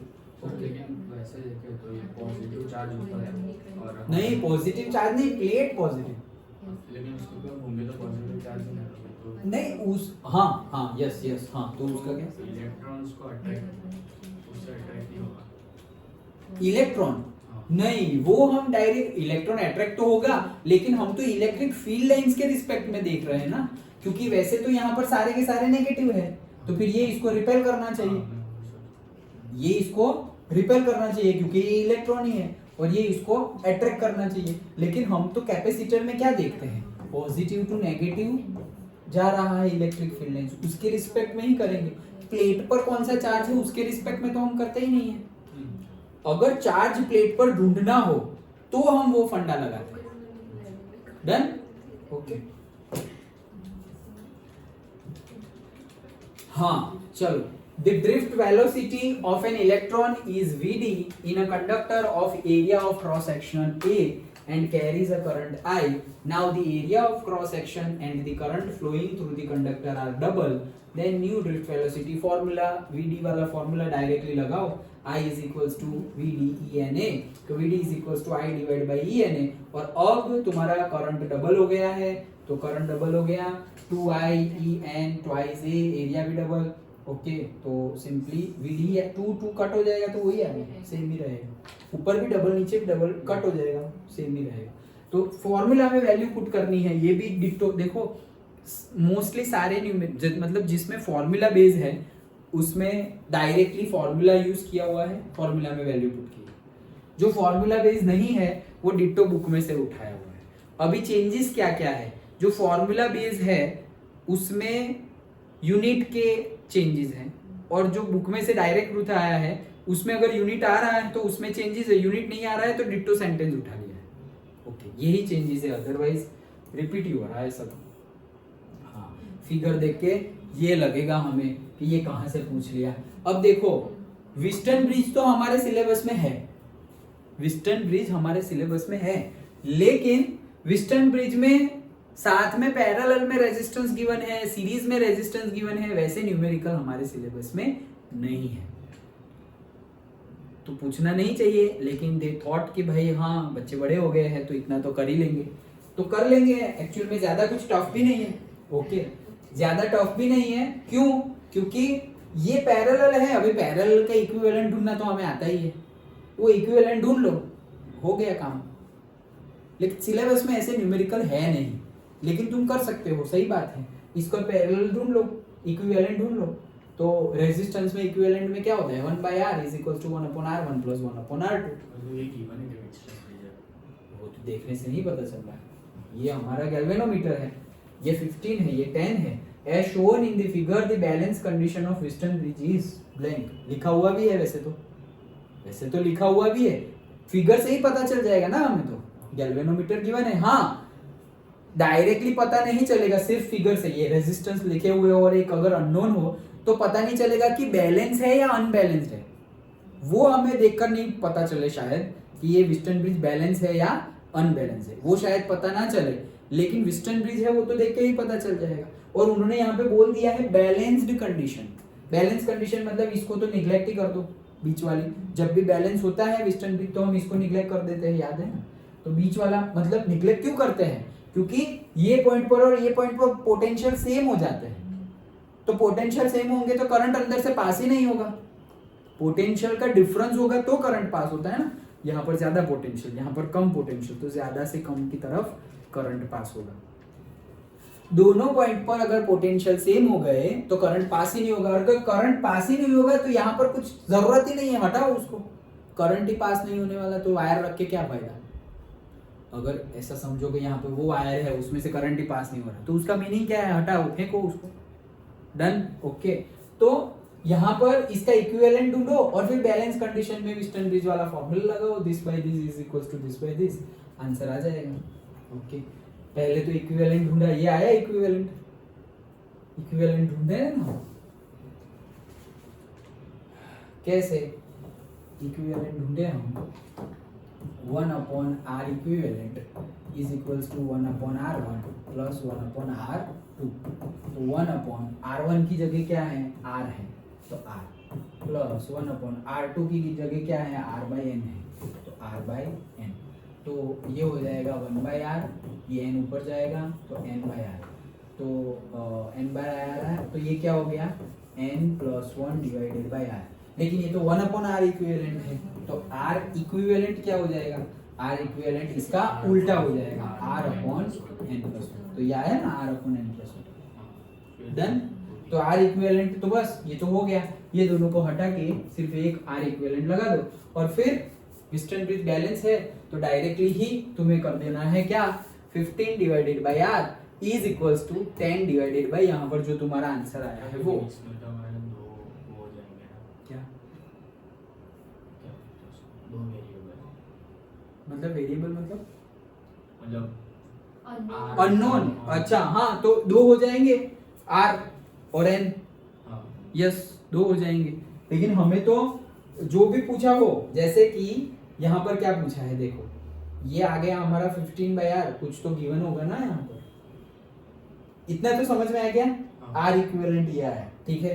अभी ये फंडा भी तुम लगा सकते हो, ये भी लगा सकते हैं ना, 15 divided by this 10 divided by this, यही करते हैं हम वेस्टर्न ब्रिज में। तो वो भी हमने लगा दिया। डिवाइड बाय ना करो तो फिर ऑपोजिट वाला मल्टीप्लाई करते थे, याद हो तो, this multiplied by this, this multiplied. Opposite वाले लो तो मल्टीप्लाई करो, सेम साइड वाले लो तो डिवाइड में लिखो, वही हम करते थे, तो वो हमने कर दिया। अभी इसका सॉल्यूशन अगर हम देखें, देखो यहाँ n की ही वैल्यू पूछ रहे हैं, what is the value of n, और r तो कैंसिल आउट हो जाएगा। ये जो हमारा फॉर्मूला है उसमें r निकल जाएगा, देखो ना n+1 ऊपर गया, r और r नीचे से कट हो गया, तो तुम्हारा आंसर आ जाएगा।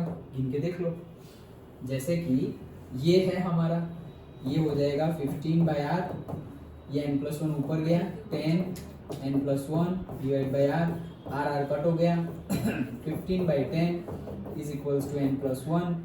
तो ये क्या हो गया, 5 3 और 5 2, तो 3/2 -1 इज इक्वल्स टू n। तो 3/2 माइनस 1 कर दो तो 1/2 डन। 1/2 है ना ऑप्शन में, है ना? ये 1/2 ओके। तो फिगर देखकर मतलब वैसे तो कर ही सकते हैं लेकिन सिलेबस में नहीं है, ओके। अदरवाइज है तो इजी, ये इक्विवेलेंट है, हाँ वहां पूछ सकते हैं लेकिन गुजकेट और बोर्ड की एग्जाम में हम एक्सपेक्ट नहीं करेंगे, ओके।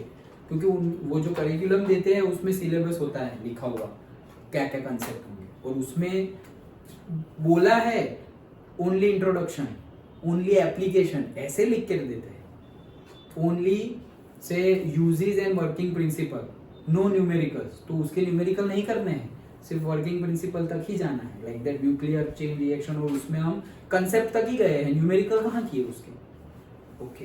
तो वो पर्टिकुलर बोला है हम, हाँ। तो ये न्यूमेरिकल हो गया हमारा। अगर ये हमें गिवन है पैरेलल में, अगर और डीपली करें, यहाँ पे 2 की जगह और तीसरा लगा दे तो तीनों का इक्विवेलेंट निकालो। यहाँ पे जगह कहीं और भी दे दे, यहाँ एक दिया, यहाँ भी दिया, यहाँ भी दिया, कई कई जगह पर दे दे पैरेलल में, तो पैरेलल का निकालो इक्विवेलेंट और फिर लगाओ हमारा बैलेंस्ड वेस्टर्न ब्रिज का कंडीशन, ओके। अगेन ये जो फिगर है वो देख के भी लगेगा कि ये क्या पूछा हमने, ओके। लेकिन फिर से जो सिंपल ओम्स लॉ लगाते हो वैसे ही लगाओ। देखो potential difference between point P and Q ढूंढना है, P और Q के बीच में हमें पोटेंशियल डिफरेंस ढूंढना है। P और Q के बीच में क्या ढूंढना है, पोटेंशियल डिफरेंस। अभी फिगर ऐसे बनाई हुई है, अदरवाइज यहाँ का वोल्टेज 60 है, यहाँ का वोल्टेज 0 है। मतलब अगर मैं तुम्हें ऐसे बना के देता तो तुम लोग बोलते हैं हाँ सर कितना इजी है। ऐसे कैसे, ये बैटरी हो गई ये बड़ा वाला, और ये बैटरी हो गई ये छोटा वाला, ओके। और ये पॉइंट भी मैं यहाँ से ऐसे हटा देता हूँ, ये हो गया P और ये हो गया Q। अब तुम सॉल्व कर लोगे, ओके। लेकिन पहले जो गिवन है वो देख के डरना नहीं है, ओके। तो ये देखो ये ओपन गिवन है, ओपन से ही तो बैटरी बनती है भाई, ओके। एक साइड तो 0 होगा ही ना, हायर पोटेंशियल 0 हो या फिर लोअर पोटेंशियल, लेकिन हायर और लोअर पोटेंशियल होंगे ही होंगे। तो ये हमने फिगर ऐसी बना दी, उसके बाद तो तुम सीरीज और पैरेलल लगा दो, आंसर आ जाएगा। So V is equals to I R, Ohm's law लगा दिया, therefore I is equals to V by R equivalent. तो V बाय R इक्विवेलेंट है तो R इक्विवेलेंट कितना आएगा, देखो अगर तुम्हारी बैटरी इधर है और तुम्हारा पॉइंट यहाँ और यहाँ है तो डायरेक्टली तुम्हारा क्या लगेगा, वो क्या बोलते हैं पैरेलल, ओके। तो लगाओ 64 और 32 का पैरेलल लगाओ, कितना आता है 20 आया ना। तो R इक्विवेलेंट लगा दो, कहाँ गई वैल्यू, ये रही V की वैल्यू कितनी है 60, ओके। ये रहा हमने किया हुआ ही है, ये वैल्यू आ गई तुम्हारी 20, V is equals to I R लगाया। अभी यहाँ पर तुम्हारी वैल्यू आ गई 20 और R इक्विवेलेंट है यहाँ पर, ओके। वो तो 20 आ गया और R इक्विवेलेंट है तो यहाँ पर वैल्यू क्या आएगी, V is equals to I R. तो 60 डिवाइडेड बाई 96 इंटू 32, कैसे 32, क्योंकि वो वैल्यू पुट करोगे तो ही आएगा, ओके। सिंपल है। तो लेकिन देखने से क्या लगेगा कि यार ये क्या पूछ लिया, लेकिन अगर तुम ऐसे जैसे अभी हमने बनाई वैसे ये पॉइंट को यहाँ ले आओ, इसको बैटरी बना दो, अब तुम इजीली बोल सकते हो कि ये दोनों किस में है, पैरेलल में। डन ना। पैरेलल में जैसे हम डिस्कस करते हैं, हम न्यूमेरिकल सॉल्व करते हैं तो कैसे सॉल्व करते थे कि भाई यहाँ पर एक पॉइंट है ऐसे, सिर्फ P का पूछना होता तो ऐसे न्यूमेरिकल में हम ऐसे सॉल्व करते हैं ना, न्यूमेरिकल में ऐसे सॉल्व करते हैं, देख न्यूमेरिकल में ऐसे करते हैं हम, ये दोनों पैरेलल में। ये ऐसे फिगर ना देके ऐसे गिवन है, इसको कनेक्ट करो, बैटरी बन गई और ये पॉइंट यहाँ आ गया, ये पॉइंट यहाँ आ गया। तो P और Q से देखो इसका स्टार्टिंग पॉइंट क्या है P, और डायरेक्टली बैटरी साथ कनेक्ट हो गया। इसका भी स्टार्टिंग पॉइंट, एक पॉइंट तो क्या आ गया P और दूसरा क्या आ गया, दूसरा बैटरी से कनेक्ट हो रहा है, इसका भी दूसरा बैटरी से कनेक्ट हो रहा है, लाइक दैट, ओके। पक्का ना। तो फॉर्मूला में वैल्यू ही पुट करनी है, that's it. Next, the ratio of magnetic field at the centre of the ring. देखो आया वो रिंग वाला, सोलेनोइड वाला, फॉर्मूला याद रखो, आंसर आ जाएगा। ओके, फॉर्मूला याद रखो, the ratio of magnetic field at the centre of the ring of radius r to the point on the axis at a distance this much from its centre. तो ratio पूछा है, मतलब दोनों पूछ लिया है, दोनों पूछ लिया है, सेंटर पे भी और एक्सिस पे भी। उसकी वैल्यू गिवन है तुम्हें, ओके नहीं, वैल्यू पूछी है, डिस्टेंस गिवन है, तो फॉर्मूला याद हो, फॉर्मूला में डायरेक्टली वैल्यू पुट कर दो। सेंटर के लिए म्यू0 i upon 2r, okay, ring के लिए, और ये म्यू0 i r square upon 2x square plus r square whole raise to 3/2। x जो है वो हमारा ये डिस्टेंस जो ऑलरेडी गिवन था, कहाँ गया x, ये रहा 2√2r, ओके, ये डिस्टेंस हमें ऑलरेडी गिवन था, तो ये डिस्टेंस गिवन है, तो x की जगह वो वैल्यू पुट करो। देखो आप यहाँ पर अलग से पुट भी किया हुआ है, x की जगह 2√2r वैल्यू पुट की, r स्क्वायर, ये हो गया 8r square, 9r square raise to 3/2, तो 3 मतलब 3 का स्क्वायर रेज टू 3/2, तो वो 3 का क्यूब हो जाएगा, और r स्क्वायर रेज टू 3/2, तो वो r क्यूब हो जाएगा, तो 27r क्यूब। वो 27r क्यूब जो वैल्यू है वो इसकी जगह रखो, किसकी जगह, x square plus r square whole raise to 3/2 की जगह क्या रखेंगे हम, 27r क्यूब। यहां पर हम रखेंगे 27r क्यूब। 27r क्यूब रखा तो ये क्या हो गया, 1/r into 27r cube upon r square, तो r स्क्वायर r क्यूब, तो कितना आया 27 अपॉन 1, तो ये वाला डन। लेकिन फॉर्मूला पता होना चाहिए, कोई कंसेप्ट नहीं, कुछ नहीं, डिट्टो सेंटर पे फॉर्मूला और एक्सिस पे फॉर्मूला, ओके, सेंटर का फॉर्मूला लिखा, एक्सिस का फॉर्मूला लिखा, जो कट हो गया वो कट किया, और इसको हमने अलग से सिंपलीफाई किया। अभी इसमें गिवन क्या था, ये गिवन था, ये हमारे फॉर्मूला में तो x है, तो हमारा आंसर x के फॉर्म में आता, लेकिन x के फॉर्म में आंसर नहीं है, ये उन्होंने x डिस्टेंस गिवन है, तो x डिस्टेंस। अगर ऐसा भी हो कि यहाँ पे r भी गिवन हो, ओके, r भी, यहाँ तो r कट हो गया वैसे, लेकिन r भी गिवन हो, तो r कट ना हो तो फिर हमें वैसे भी गिनना पड़ेगा। सर हमने x में वैल्यू रखी, हाँ यस, ये x की जगह हमने रखी 2√2r, x की जगह पूरा सिंप्लीफाई किया, ये पूरा सिंप्लीफाई किया, तो आंसर ये आया। अब इसकी जगह ये जो है हमारा, उसकी जगह हमने ये जो आंसर है वो लिख दिया, फिर सिंप्लीफाई किया तो आंसर आ गया, डन।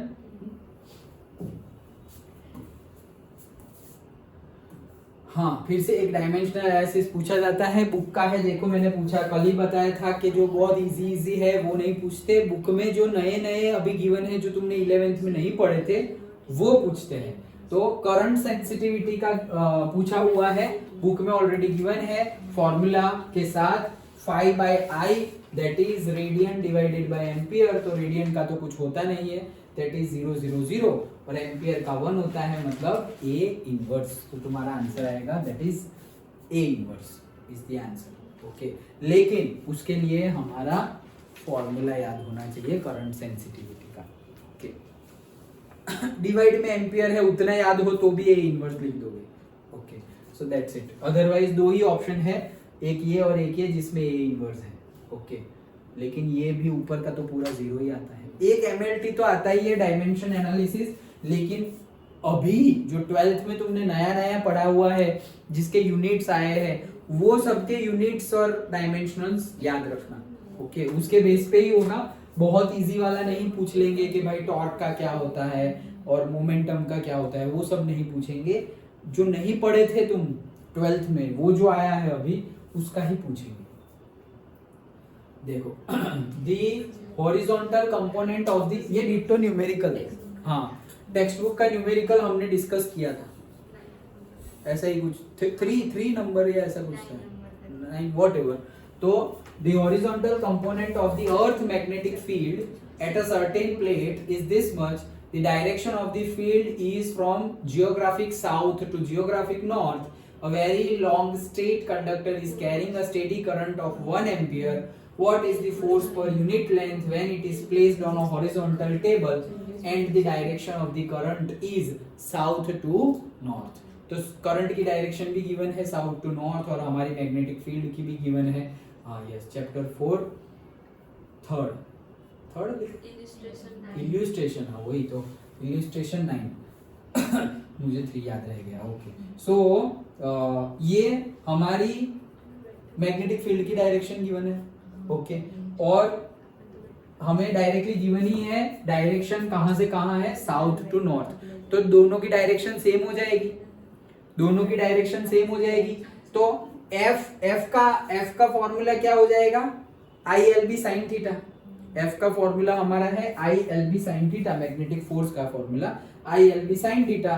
तो ILB sin थीटा में तुम्हारी लेंथ और करंट दोनों के दोनों एक ही डायरेक्शन में है और साइन थीटा एक ही डायरेक्शन में हो तो थीटा क्या आएगा, 0.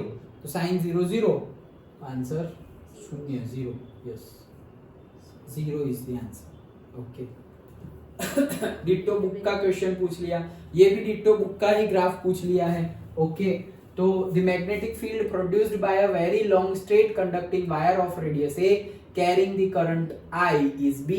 Then the graph of magnetic field B versus the distance. Okay तो डायरेक्टली हमने देखा ही था कि ऐसा हमारा ग्राफ है.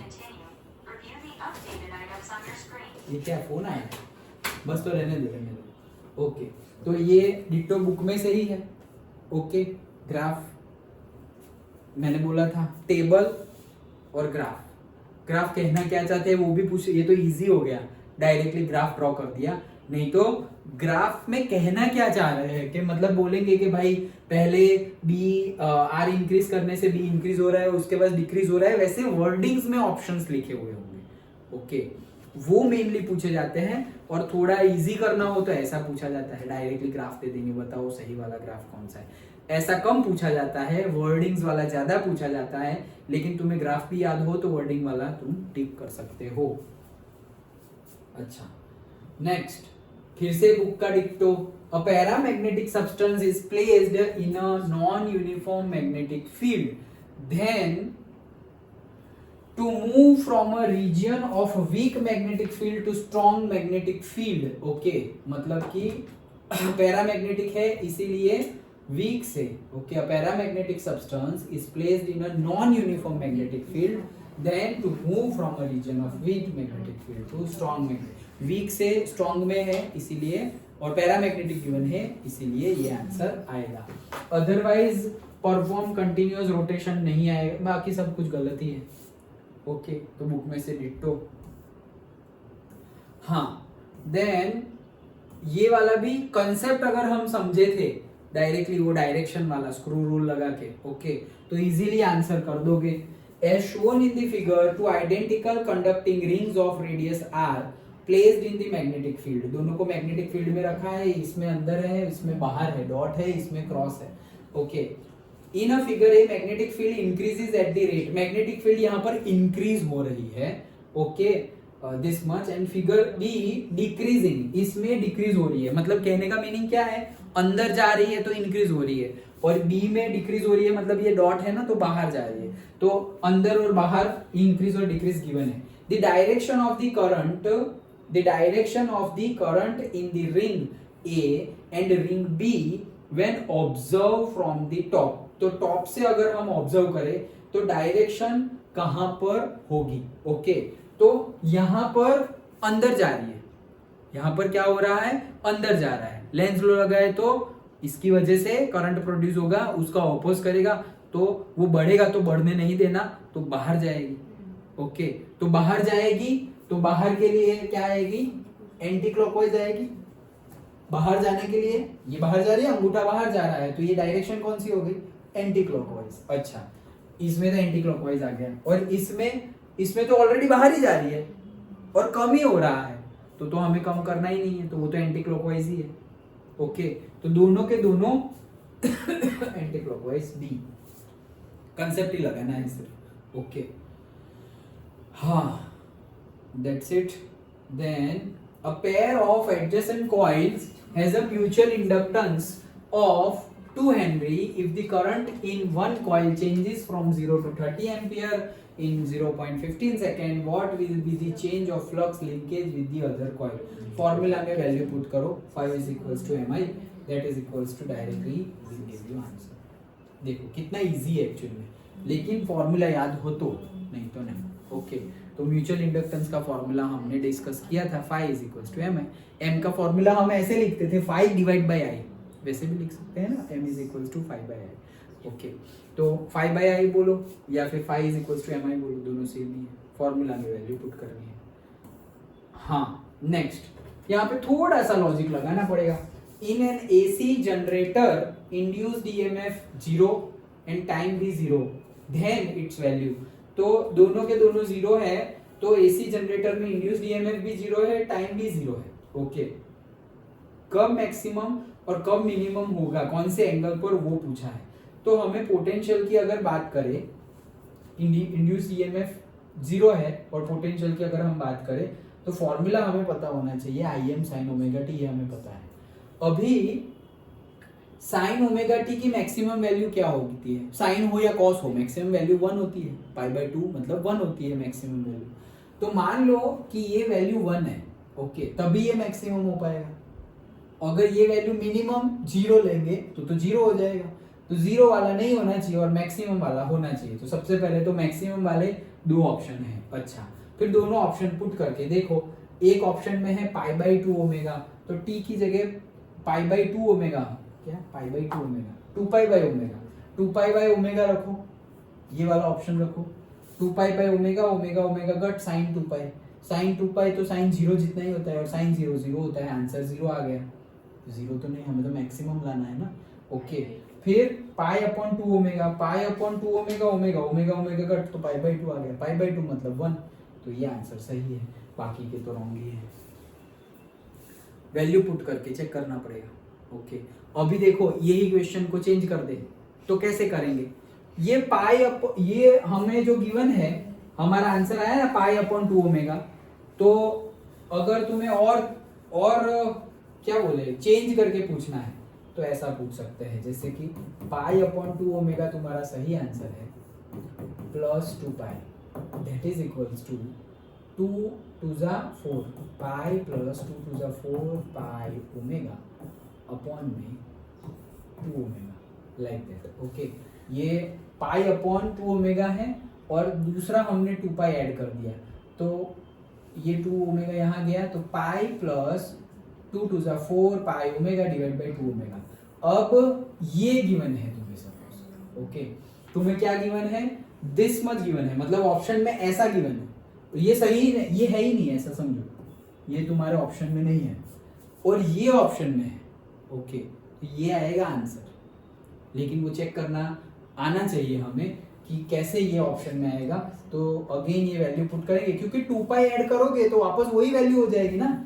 वो हमने पढ़ा था कि अगर यहाँ पर तुम हो, अभी पूरा का पूरा 2π घूम लो तो वापस यही आओगे. तुम अगर यहाँ पर हो, पूरा का पूरा 2π घूमोगे तो वापस वही आओगे, तो वैल्यू वापस वैसे की वैसी ही होगी. ओके तो तुम्हें चेक करना है कि कहां पर वैल्यू क्या है. डन.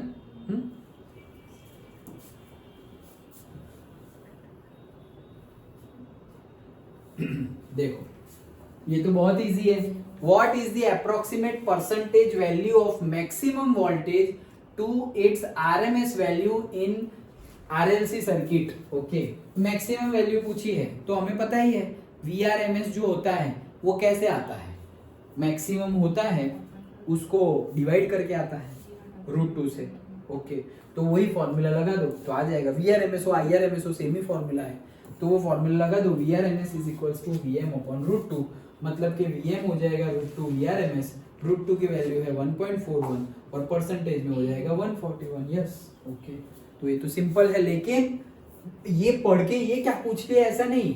देखो ध्यान से, percentage value of maximum voltage मतलब वीएम, आरएमएस मतलब वीएम और आरएमएस का रिलेशन हमें पता है. ओके फिर अप्लाई कर दो.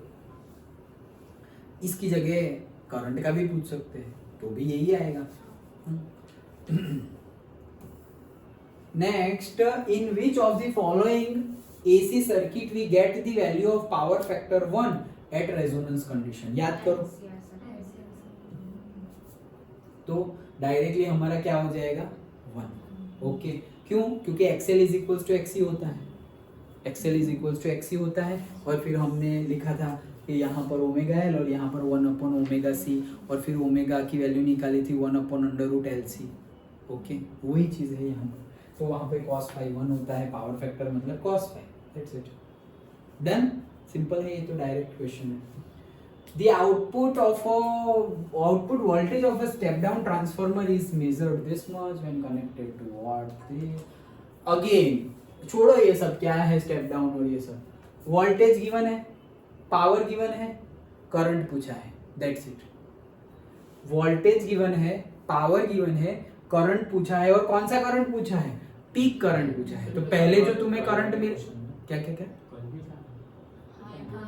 मतलब वैसा ही, लेकिन तुम यहाँ कंफ्यूज मत हो जाना। स्टेप डाउन ट्रांसफॉर्मर, ये हम सोचेंगे कि स्टेप अप और स्टेप डाउन ट्रांसफॉर्मर तो कंसेप्ट समझे थे हम, न्यूमेरिकल कहाँ से आ गए, वो सब छोड़ो, तुम ओम्स लॉ लगाओ सिंपली, और जो फॉर्मूला पता है P is equals to VI वाला और वॉट एवर, वो लगाओ। ओके, तो तुम्हें पावर गिवन है, वोल्टेज गिवन है, I मिलेगा, वो RMS मिलेगा, और RMS में से मैक्सिमम में कन्वर्ट कर दो, दैट्स इट। हाँ तो हमें P is equals to VI, तो 12 गिवन है और ये 24 गिवन है, मतलब I की वैल्यू क्या है 1/2I, I की वैल्यू 1/2I, वो यहाँ पर पुट कर दो, दैट्स इट। तो वो √2 RMS या फिर जो भी यहाँ पर जो भी ऑप्शन सेट हो वो done. Okay, the speed of light in the medium is this much, लेकिन सेंटीमीटर में गिवन है। Okay, refractive index of the medium, वो यही पूछा है, लो ये C की वैल्यू भी तुम्हें गिवन है, रिफ्रैक्टिव इंडेक्स पूछा है, तो यहाँ तो सिंपली तुम्हें फॉर्मूला लगाना है, अगेन C/V 3 × 10⁸, और V ये सेंटीमीटर में है, देखना ध्यान से। ओके, सेंटीमीटर में है ना, हाँ, तो ये गलत हो गया है, फिर यहाँ कन्वर्ट तो किया नहीं। क्या आ रहा है आंसर? 1.5 आ रहा है, कन्वर्ट किया? हाँ, तो दैट तो करेक्ट। ओके, कन्वर्ट करके अच्छा, मतलब आसपास वाला आंसर वही है 0. हाँ, वही तो मैं बोलूं कि ये सेंटीमीटर में है वही मैं बोल रहा हूँ ना कि ये जो गिवन है वो सेंटीमीटर में है, इसलिए मैच नहीं हो रहा है। ओके, ऐसा होगा तो मार्क्स मिल जाएंगे।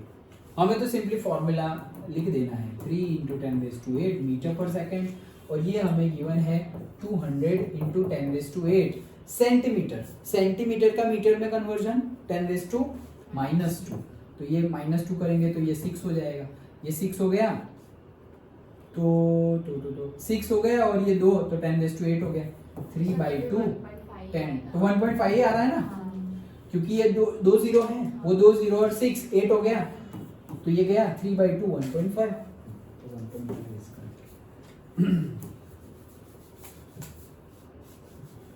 ये तो अभी पता ही है हमें। Blank are used in medicine to destroy the cancer cells, cancer cells gamma rays, ये सब भी रट्टा मारे लो, इसमें से एक आता है। कल हमने जो 23 वाला पेपर किया था उसमें रेंज पूछी थी, विजिबल लाइट रेंज वाली। ओके, तो ऐसा ही मतलब आगे भी यूज पूछेंगे या तो ये पूछेंगे।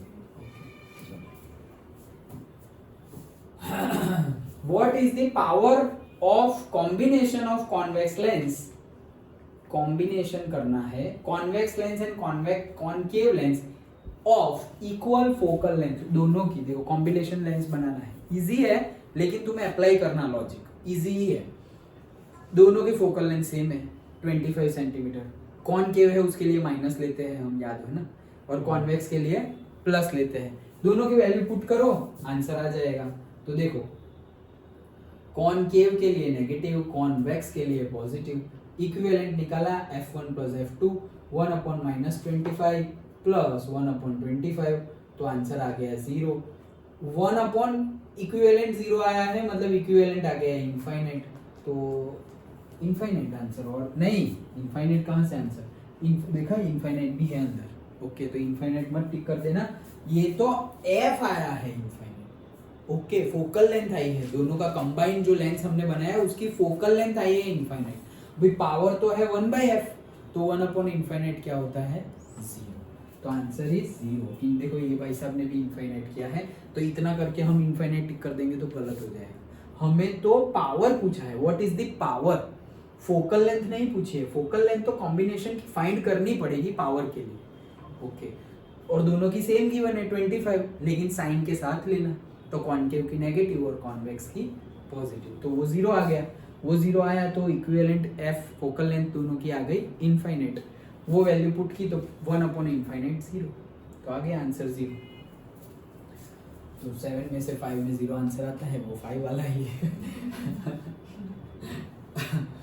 At what angle of the incident should a ray of light incident, अभी देखो 23 कल जो हमने डिस्कस किया उसके रिस्पेक्ट में ये सारे क्वेश्चन इजी लग रहे होंगे, लग रहे हैं ना, क्योंकि वहां पर वो जो ऑड वाले हैं ना कि मतलब ये फॉर्मूला रट लो उसके बेस पे करना है, वैसे भी थे। यहाँ पर ऐसा कुछ नहीं है generally, okay. At what angle of incidence should a ray of light incidence on a face of an equilateral prism of minimum angle of deviation 46, again formula के ऊपर ही है, ओके। तो ये हमारा डायरेक्टली फॉर्मूला, ये फॉर्मूला हम यहाँ से न्यूमेरिकल लिखते थे, सब कुछ गिवन है 60 + 46 डिवाइडेड बाय 2, तो तुम्हारा आंसर आ गया 53।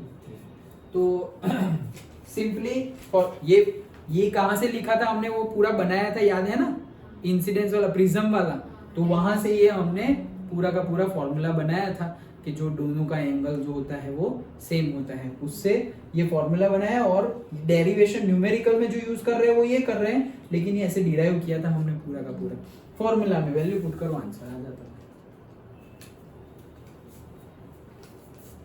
डन, आगे बढ़े, ओके। तो ये फॉर्मूला याद होना चाहिए तुम्हें, तब सॉल्व कर पाएंगे।